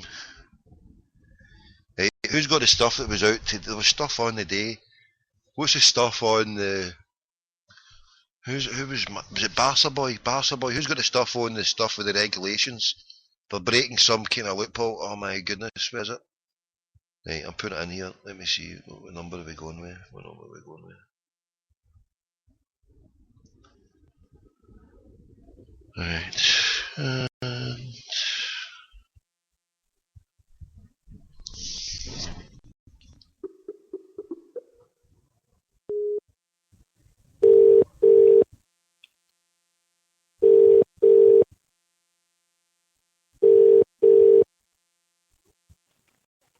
AIM regulation, Kelly speaking.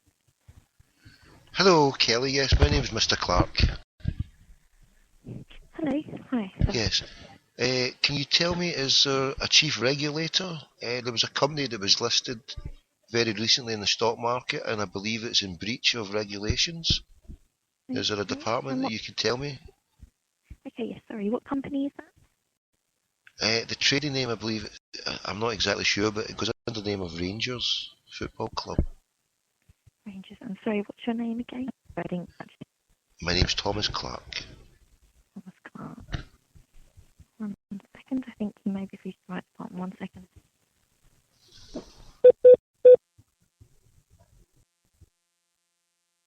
Somebody give me some info. Flash some info up here, we need it. Where did I see it on the Twitter earlier on? Who was it? It was Barca Boy. Somebody hit me with Barca Boy. Where is it? What was he going on about?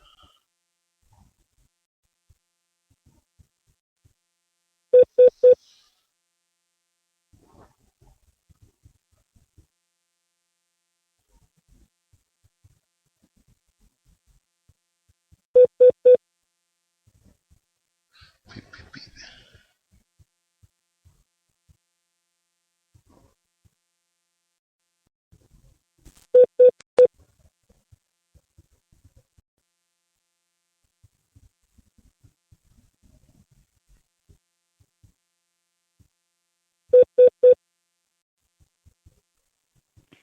Hello, Mr. Clark. Hello, yeah? Hello, I'm going to put you through to someone who can help you now. Yep. Okay.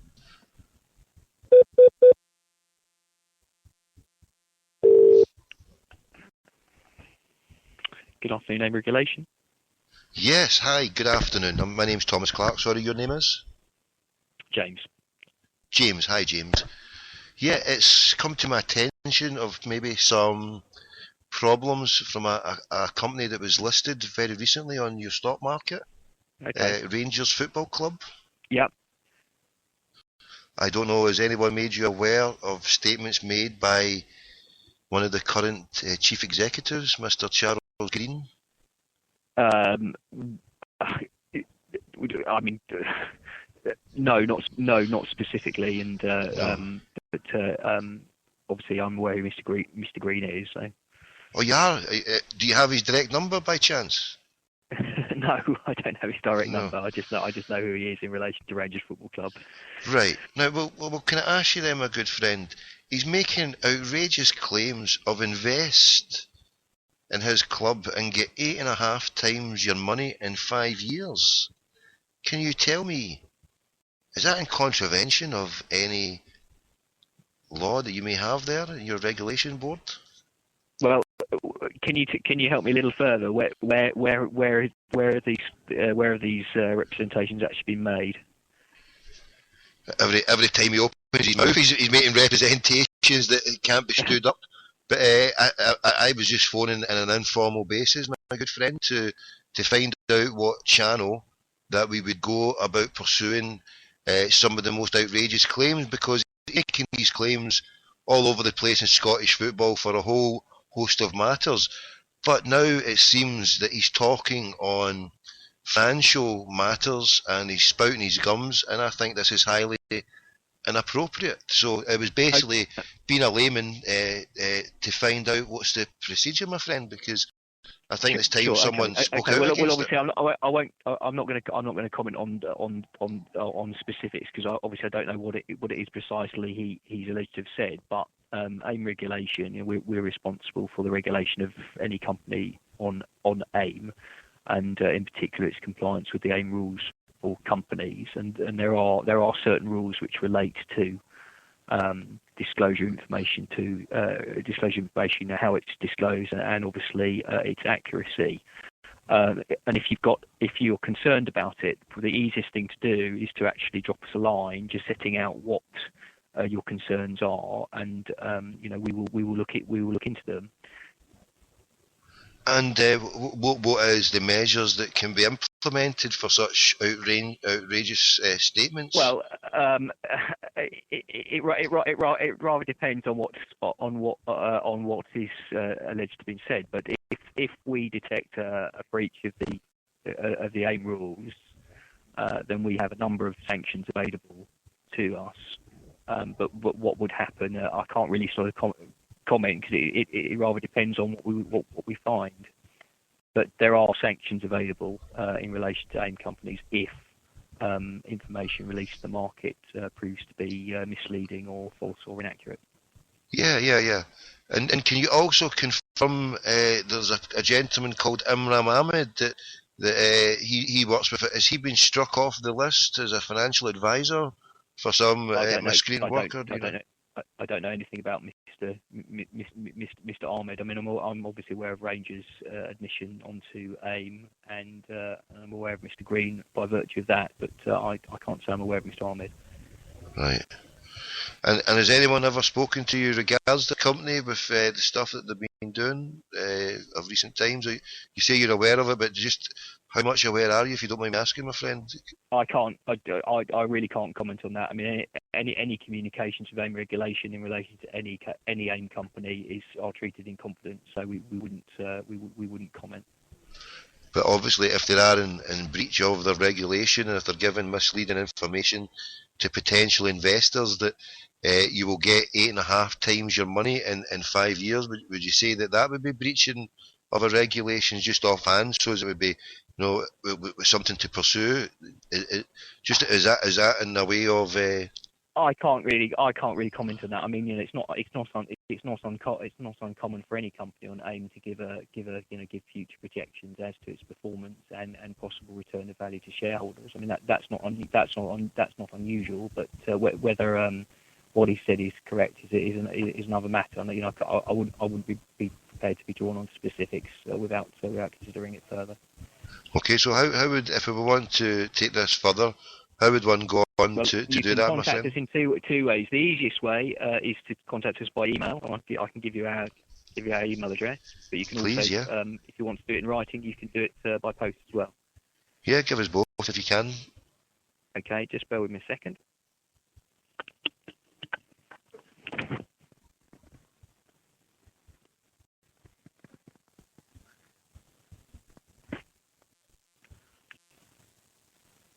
Okay, so our email address is AIM regulation, all one word, all lowercase, at London Stock Exchange.com. AIM regulation at LondonStockExchange.com. Brilliant. Yes. Do you want our postal address? Please, yeah, if that's possible, James. Yeah. Yeah, just bear with me a second.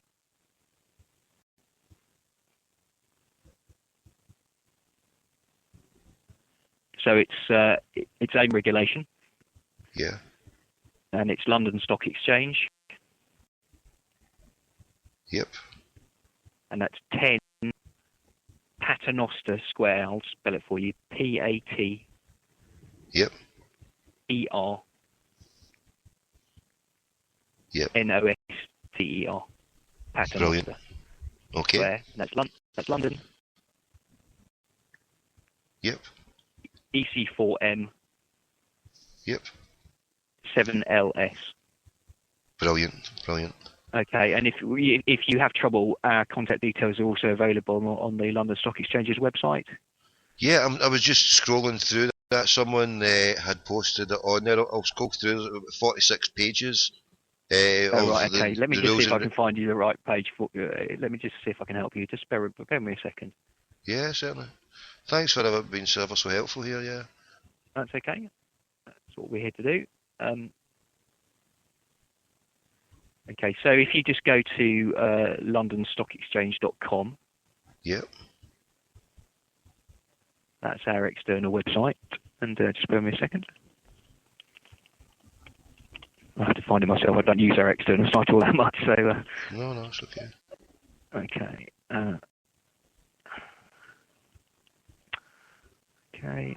And let's find a page for you.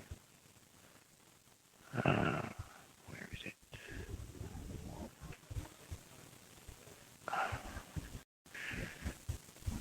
Yeah, if you scroll down to the bottom of the page, there's a little box called Our Markets, and there's a link. You click on AIM, and that takes you through, and that gives you all of the details about AIM. It gives contact details. It gives information about our publications, what we do, and other information. Yeah, got it. Got it? Yeah, so brilliant, mate. Yeah. Okay. Right, AIM regulation in relation to any complaint about conduct of an AIM company, first port of call is us. AIM regulation. Okay, no problem. I know that you'll be hearing from one of my good compadres regarding this, because if he's making outlandish, essentially, there has to be some way. If there's nowhere else that can stop it, surely yourselves have got something there that can be done. But I'll leave it with you for the time being, and thank you for what you've given me. Okay, no problem at all. Thanks for the call. Take care, bye-bye. Thank you, bye. So that was a gentleman from the AIM regulation, and I'll post the details there. This is for Barca Boy. Was it Barca Boy?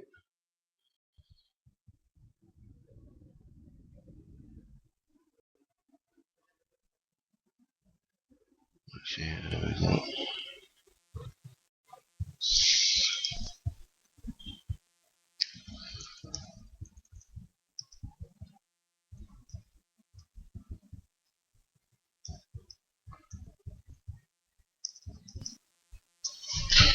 Right, I've posted that on Twitter yet. If you're late, if you've just joined us, so far we have spoke to Alex Thompson, the well-known blogger, stroke award-winning journalist, and also, award-winning blogger and journalist Paul Brennan also.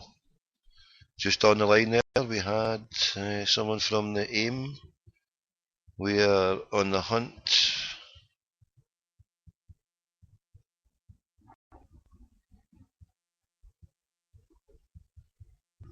for, who's this crackpot here? 6'5", where's that, 6'5"? Look at this, Tricor investing policy. With Allenby Capital, nominated advisor and broker. Allenby Capital is Mr. Imran Ahmed, Brian Stockbridge, Dan Robinson and James Reeve.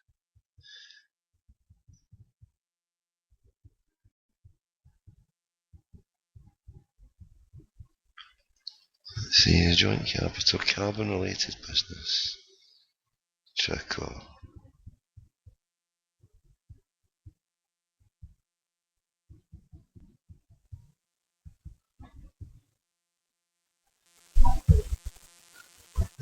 got to be too late to phone him there, isn't it? He's never get back to us.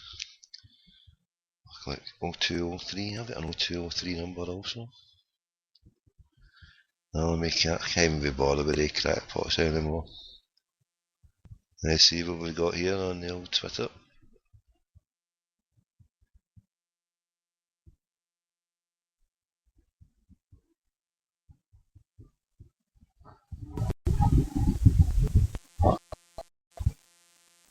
Right, so Sydney True Blues will be on there. Are currently only valued at 60 million. Will be worth $500 million in 5 years. Well done. Well, you got the details there. For anybody who is more literate than myself, I'm a auditory person myself. I don't do written stuff, so I'll leave that to... Look at this. This is a meeting that I could have broke up. I phoned at Aurora Hotel in Sydney at this time. And I declined to break it up. My good Lord in heaven, what did I do? Look at this. Our guests, Alan McKenzie, Jim Hanna and Charles Green. Ian Gray, welcome everyone. I just want to give a brief history of Lad and Man. Sydney arrived 1987, club call there. Right. February 2012, just 2 weeks after the club went into registration, we organised our AGM in Perth. Lad and Man. The club's in Phuket in Indonesia. Right now the membership currently looks like this. Hong Kong, they've got 50 members in Hong Kong, 79 in Perth, Adelaide 18, Melbourne 1 and 2, 22 and 20, Northern Beaches 20, Sydney 55, the Gold Coast 18 bells, the Gold Coast. What is the point of putting all this down? What is it? Is this look at the numbers we've got. We're world record winners. We've got 14 True Blues in the Northern Territory, 24 in Brisbane.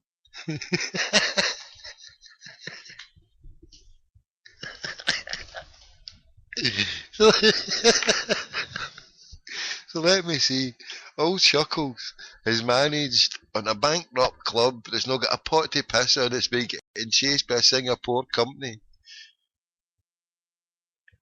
to pay his bills. And he's going all the other way down to the other end of the world to talk to 42 people in the Melbourne 2 branches, in the Brisbane 24, and the Kiwi True Blues in New Zealand.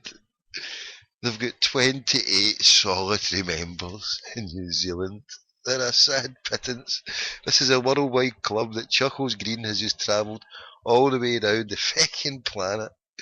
It would have been cheaper just buying a Skype account, putting it on business premium, and doing a fucking video chat, inviting them, just telling them all Cameroon, all go down prior to the game against the Juventus Tribute Act they played last week. You could have sat there at the trophy room at Spare with old Jabba holding the webcam for him, know what I mean, and saved his club a fortune.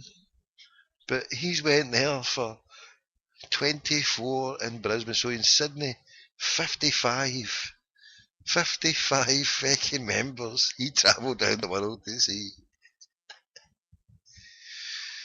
Thanks to ORSA, we managed to get 6 tickets to the UEFA Cup final for fans in Australia. We had Gorham and Amoruso out here thanks to the ORSA. There are well over 100 people here today, which means there must be about at least 40 people here who are not members of the supporters clubs. So I would urge all of you to join one of the clubs and show your support for Rangers.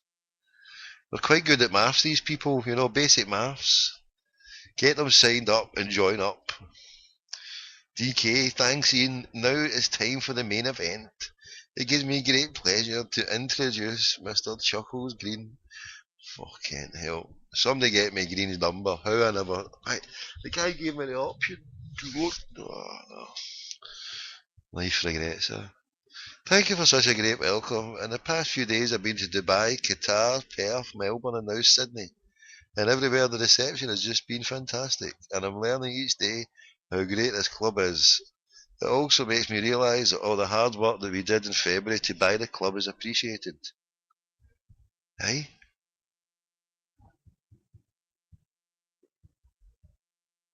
Who's going down there? Did you hear that bit? It also made me realise that all the hard work that we did in February to buy the club is appreciated. In February? February? What February is he talking about? Only February he's been associated with the Mankey mob is this February. And he started off by doing a worldwide tour. He was nowhere involved in February. That's the first fecking rat we've found. Anyway, let's see, defending a short time is this. I'm told that my conduct isn't right, but I refuse to let people... Right, is there anybody with an English accent? We need somebody with an English accent. This is getting vital now. This is getting crucial. We need an English accent. There we go. We are all Craig White. There you go. Included the source. Brilliant. More people do it. I've got the number. I've spoke to the person. The guy has told us the way to go about it. Because there's nobody else out there who's going to do anything about it. Who's out there for the mainstream media going to phone up and say, hold on a fucking minute. So there we go. Barca boy sets the train in motion. A wee quick phone call to a crackpot. He gives the stuff there. He doesn't get much off him. He can't get much off him because he's tied down there. That's what he can say. Hold on, let's see this. Let's see this.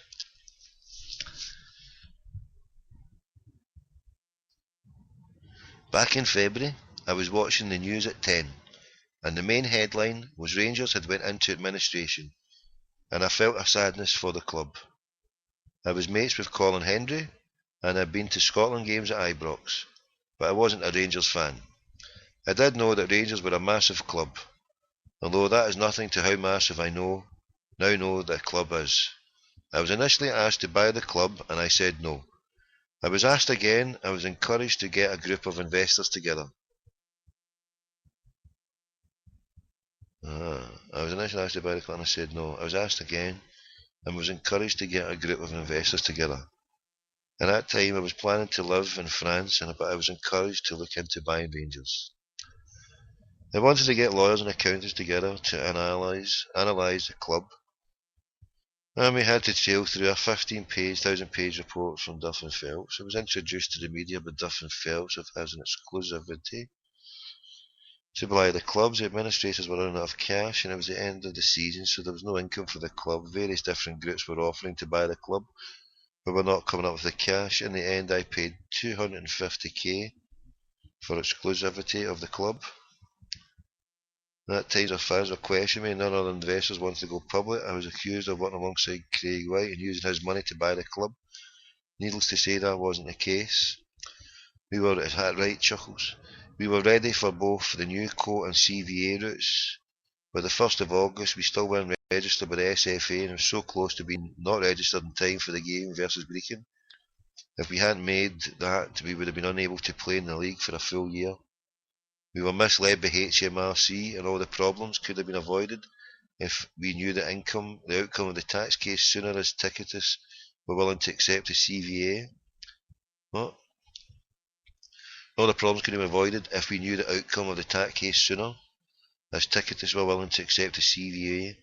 We would have saved over $500,000 in legal fees if MRC had been up front. It's on their website, you daft bastard. They are up front. They don't deal with tax bumpers. The HMRC are now appealing a decision against a company that was in liquidation and has no assets. They also have no chance of winning this.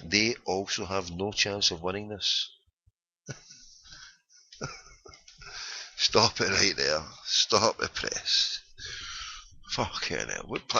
What planet is he living in? Have we got anybody that's English? I need an English person to help me out. Look, there's a place we had it. Look at that. There's a big butcher's apron with all the assembled bears there. Dear God. He went there to sit in front of 100 angry bears.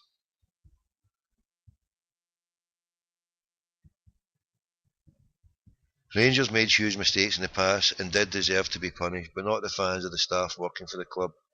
The people who are being held accountable for all the mistakes have never felt any pain. It is now the fans who are paying for these mistakes. I have never told lies. I'm the biggest shareholder at Rangers with an 8% stake. We can never get to a situation where one man is sole control again. That's why we need fans to invest and buy shares in the club. The stock offering was extremely successful, and that was a result of the confidence that the fans gave the City of London, seeing 49k fans turn up every week. On Tuesday I was in Qatar, sat with three chairmen of three Italian clubs, AC, Inter and Juve, offered Juve the use of Murray Park, who are in Glasgow. We have a lot of friends of Europe and they can't believe the treatment Rangers have faced. Growing up I was always taught when someone's down you help them back up. That hasn't been the case with Rangers. People have been putting the boot in at every opportunity. It's absolutely crazy and you have to look at the Sky viewing figures and what a mistake it was, blah blah blah, told the chairman, blah blah blah. What's this? During the summer I was told by other chairmen that they had no choice to vote us down as their fans were refusing to buy season tickets. I even offered to pay for the 3,000 season tickets that one club normally sells. Hey, is this bribery? What the fuck is this? I even offered to pay for the 3,000 season tickets that one club normally sells. They told me they couldn't do it. Others was fan protesting outside their stadiums. None of these decisions were based on business. We had stayed in the SPL, we would have had more bills, but we'd have had 30 million more revenue, and Deloitte had helped to advise us that HMRC couldn't win a tax case. We suffered due to poor decisions. If HMRC made a decision sooner, there would be no Newco. Meanwhile, I'm getting grief from everyone while I'm trying to fight to save the previous titles that were trying to be stripped from a club. I was ready to pack it in, but Ali asked me not to leave.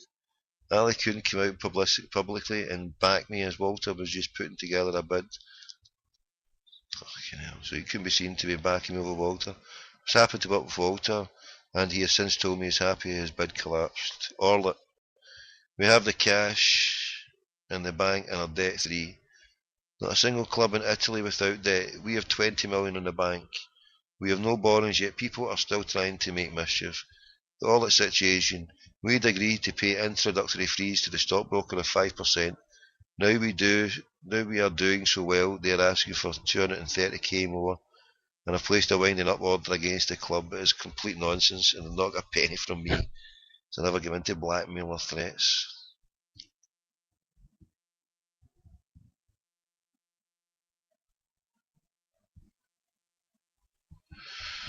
Oh my good lord, what a bunch of pash.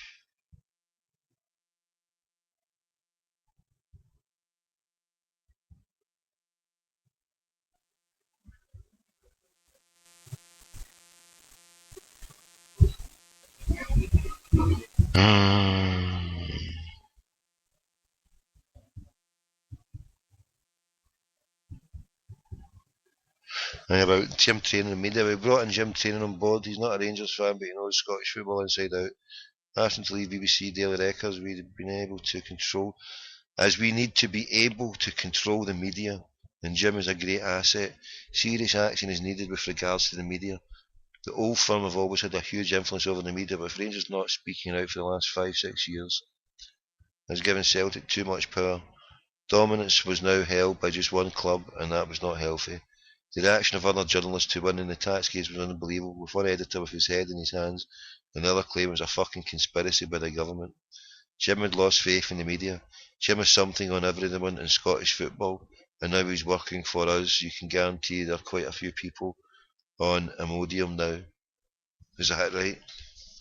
Is that fecking right? Imodium? You sick, fecking reprobate bastard that you are. You illegitimize. We've got too much open here. We're gone too much here. What is going down on this? What's happening here?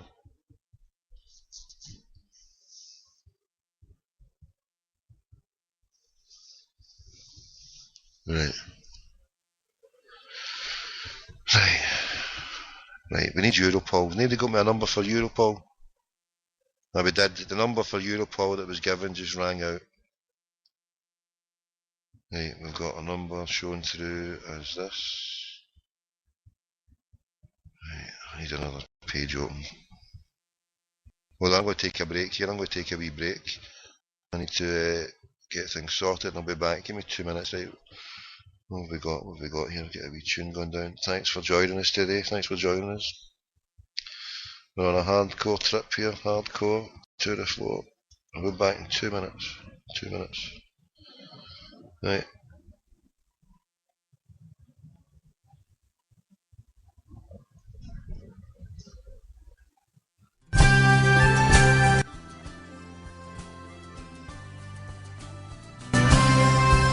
I dreamt when you were standing by the banks of the Thames, where the cold grey waters rippled and a misty morning light held a match to read a cigarette, watch the smoke curl in the mist. Your eyes blue as the ocean between us, smiling at me.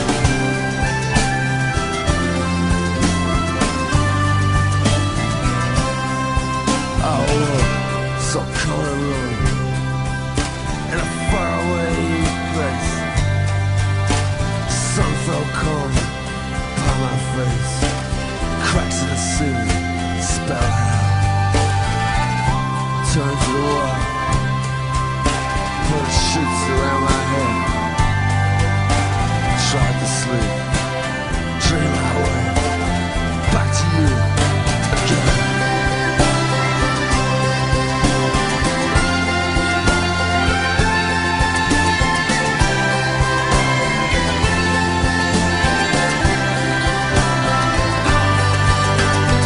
The days slowly passing by,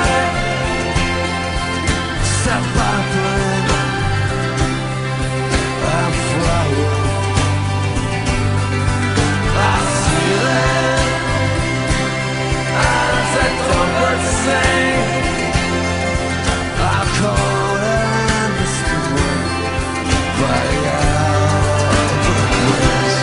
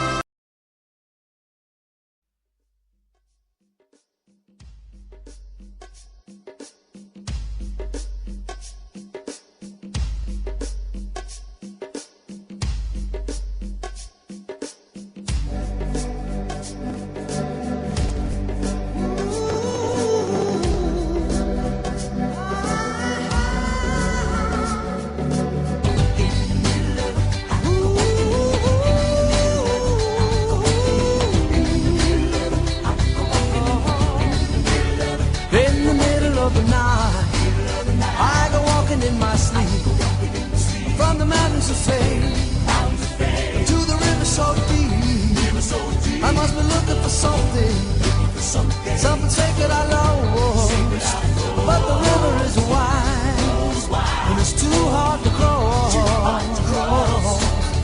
Even though I know the river is wide, I walk down every evening and stand on the shore. I try to cross to the opposite side so I can finally find what I've been looking for. In the middle of the night, I go walking in my sleep through the valley of fear to a river so deep.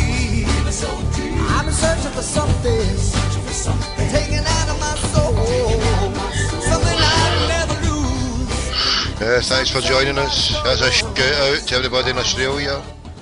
In the middle of the night. But now I'm tired and I don't want to walk anymore.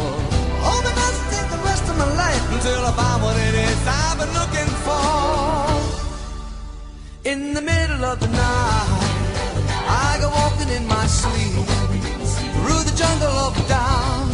Yeah, Billy Joel. We're all innocent men like Billy Joel. We're all innocent. Over in the shite house. Nobody did it. We're all innocent. Right, let's go on a phone purge here. Let's go on a phone purge.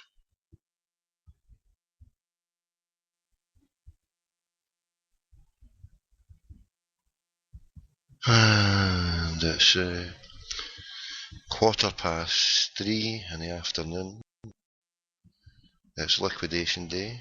We're on liquidation. Happy anniversary to administration. I'm saying liquidation. We're talking about liquidation to different people. We're getting ourselves confused. And there we go. So we have dialed this person before. On this number, have we? SMS, add to contacts. 2 seconds. Yeah, why don't we add to contacts here?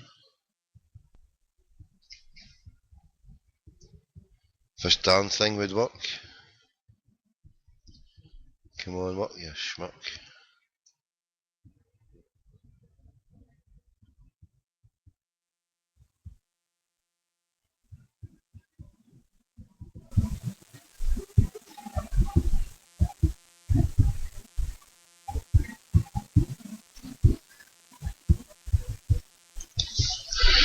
So that's,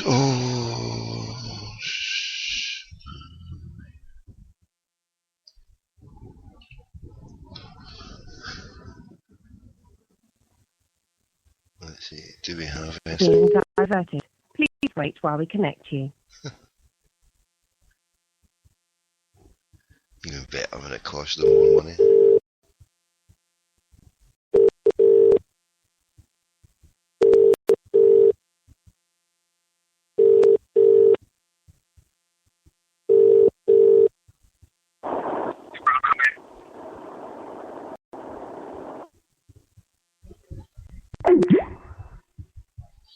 Right. Is that a voicemail? Do you think somebody picked up there?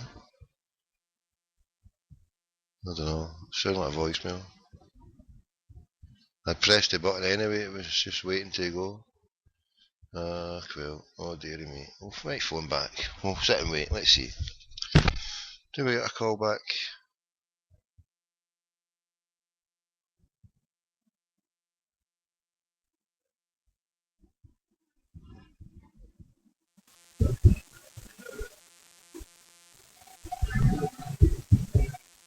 No calls back.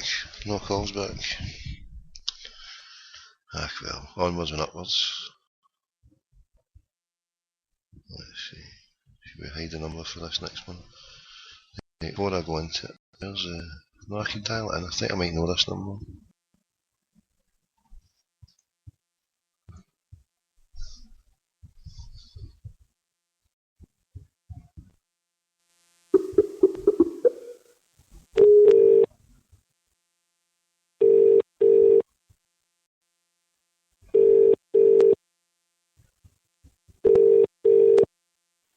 Yes, it's okay.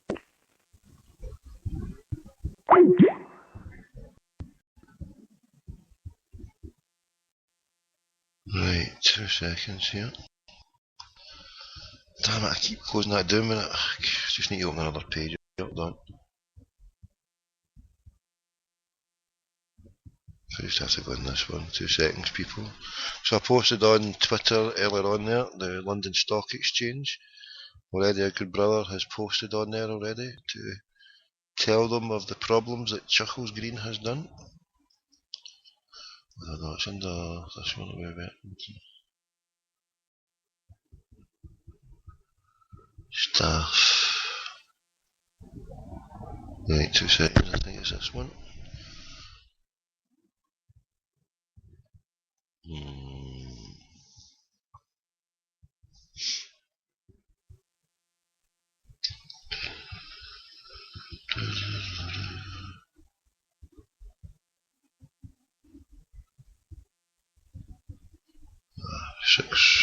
Right, 2 seconds, here we go, we've got a number.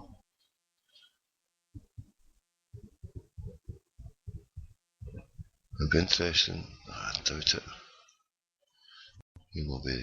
Got to try it. You got to put your name in the raffle.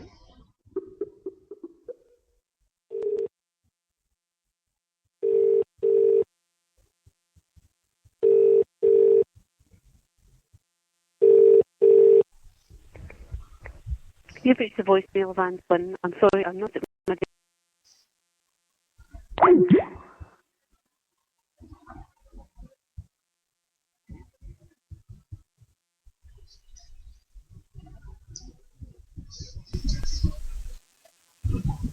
Let's see, do we have anything here?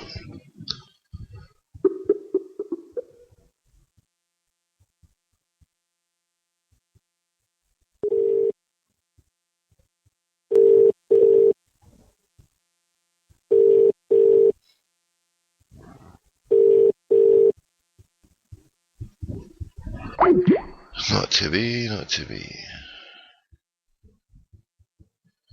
I hate it when that happens. Right, where's the Europol? Anybody got Europol? Nobody got Europol.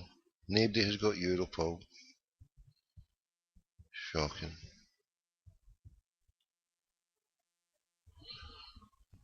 Right, Scottish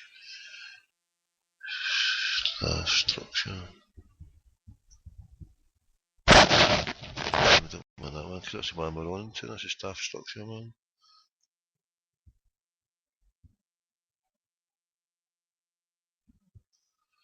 Ah, this one, hold on. Let's see here. Right.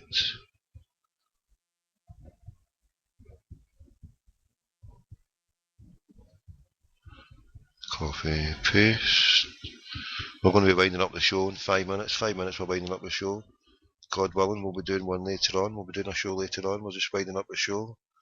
You can listen to the show. This is the tail end of the show. We're just doing a last wee few phone calls. Earlier on, we brought you a chat with Mr. Alex Thompson. And we brought you Mr. Paul Brennan. Your call has been forwarded. We also brought you one of the guys from the stock market. Love the AIM. So you listen back, then send them an email. Send them an email, please. It's taking forever to open up. Come on. Right, close that one. Open that one.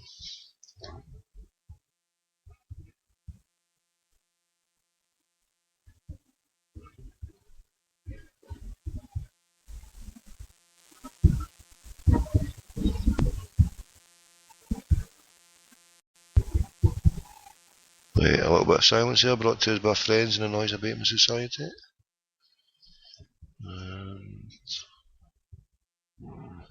So happy administration date. Invalid number. You just hate that when that happens. That's an invalid number then.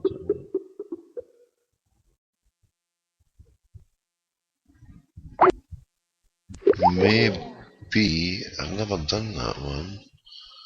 It'd be a long shot, but it's got to be worth it, isn't it? Let's see.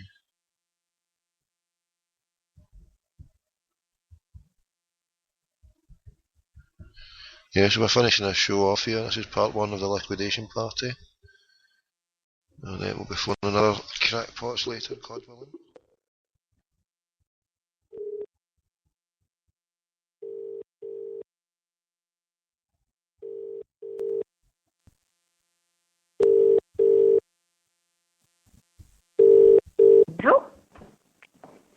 Hello? Oh, sorry, I've got the wrong number. Sorry, I was phoning to speak to Stephen, but I think Oh, I've dialed sorry. it. Dialed the wrong number. Bye. Thank you.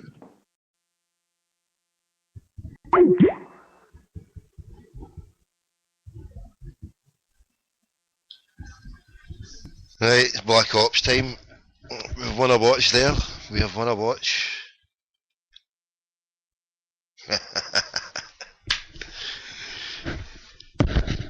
Right, we'll come back to that one later on. Thought we had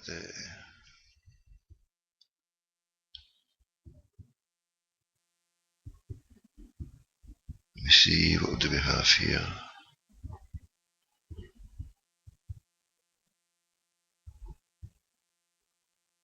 Right. No. No. That's not the right one. Right. Hold on, we got 2 Twitter interactions. Right, let me see. Europol. Now we've done that, thank you. Give the historian another bash. Well, listen, because I'm running out of time, because if I get through and do anything, then I'm going to be conscious I'm going to have to break it off, so we'll ditch it now. And Rangers NI case, I've tried that number, believe you me, I have tried it, and it's rang out and it's no worked. And Morrissey, 23rd, don't worry, we'll get the crackpot, we will get him. God willing, we will get him. Right, last call to that Europol. See if they need to come up with something better than that, because that was absolutely shecked. Sheckville McDougall. Where are you pulling this Europol number? There must be another one. But that is a result, that one there. We just need to... don't know why I hadn't phoned that number on that.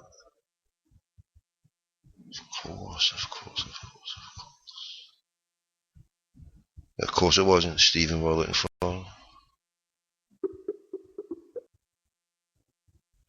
See there, invalid number. That's 2 3 ones I've got there, so take one of the 3 ones out. Right, so it rings, let me see, here we go. It's doing 2 3 ones. What is going down here? Stop this happening. Hey, look, I've just got the 1 3 1. We'll go through the Netherlands, Europol, Netherlands.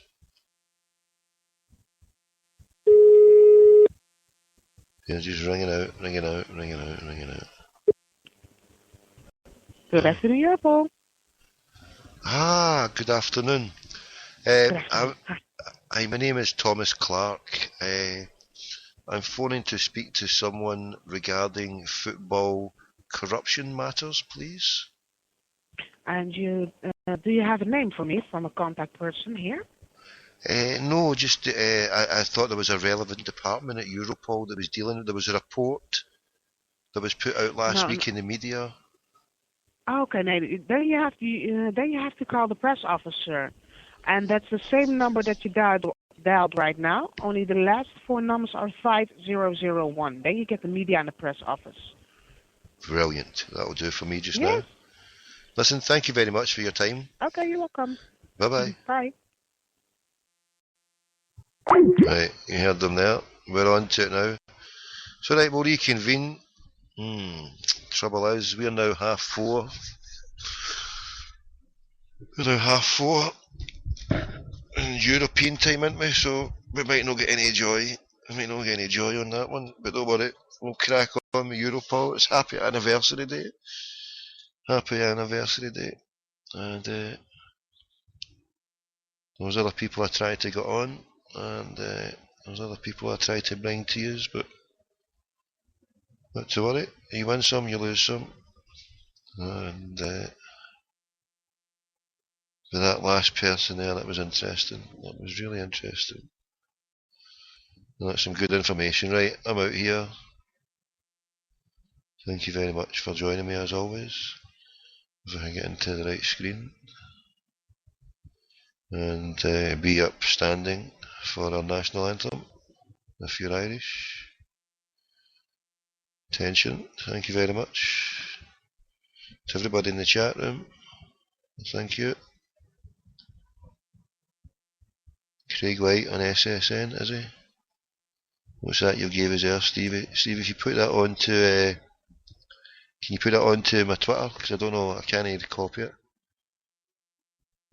Yes, I thank you, Brian. Thank you very much for your help. Thank you, Patrick. Thank you, Stephen. Thank you, everybody who's joined me. Good night, God bless.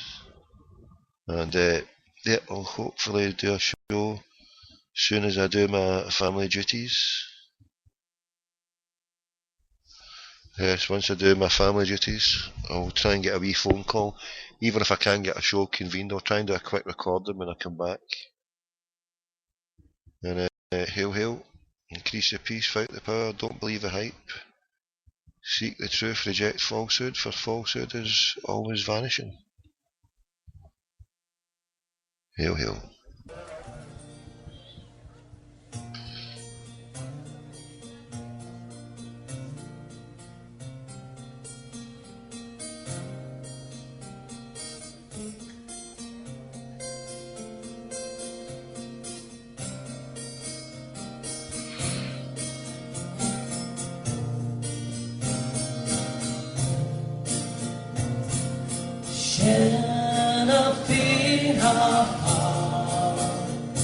At safi aligeren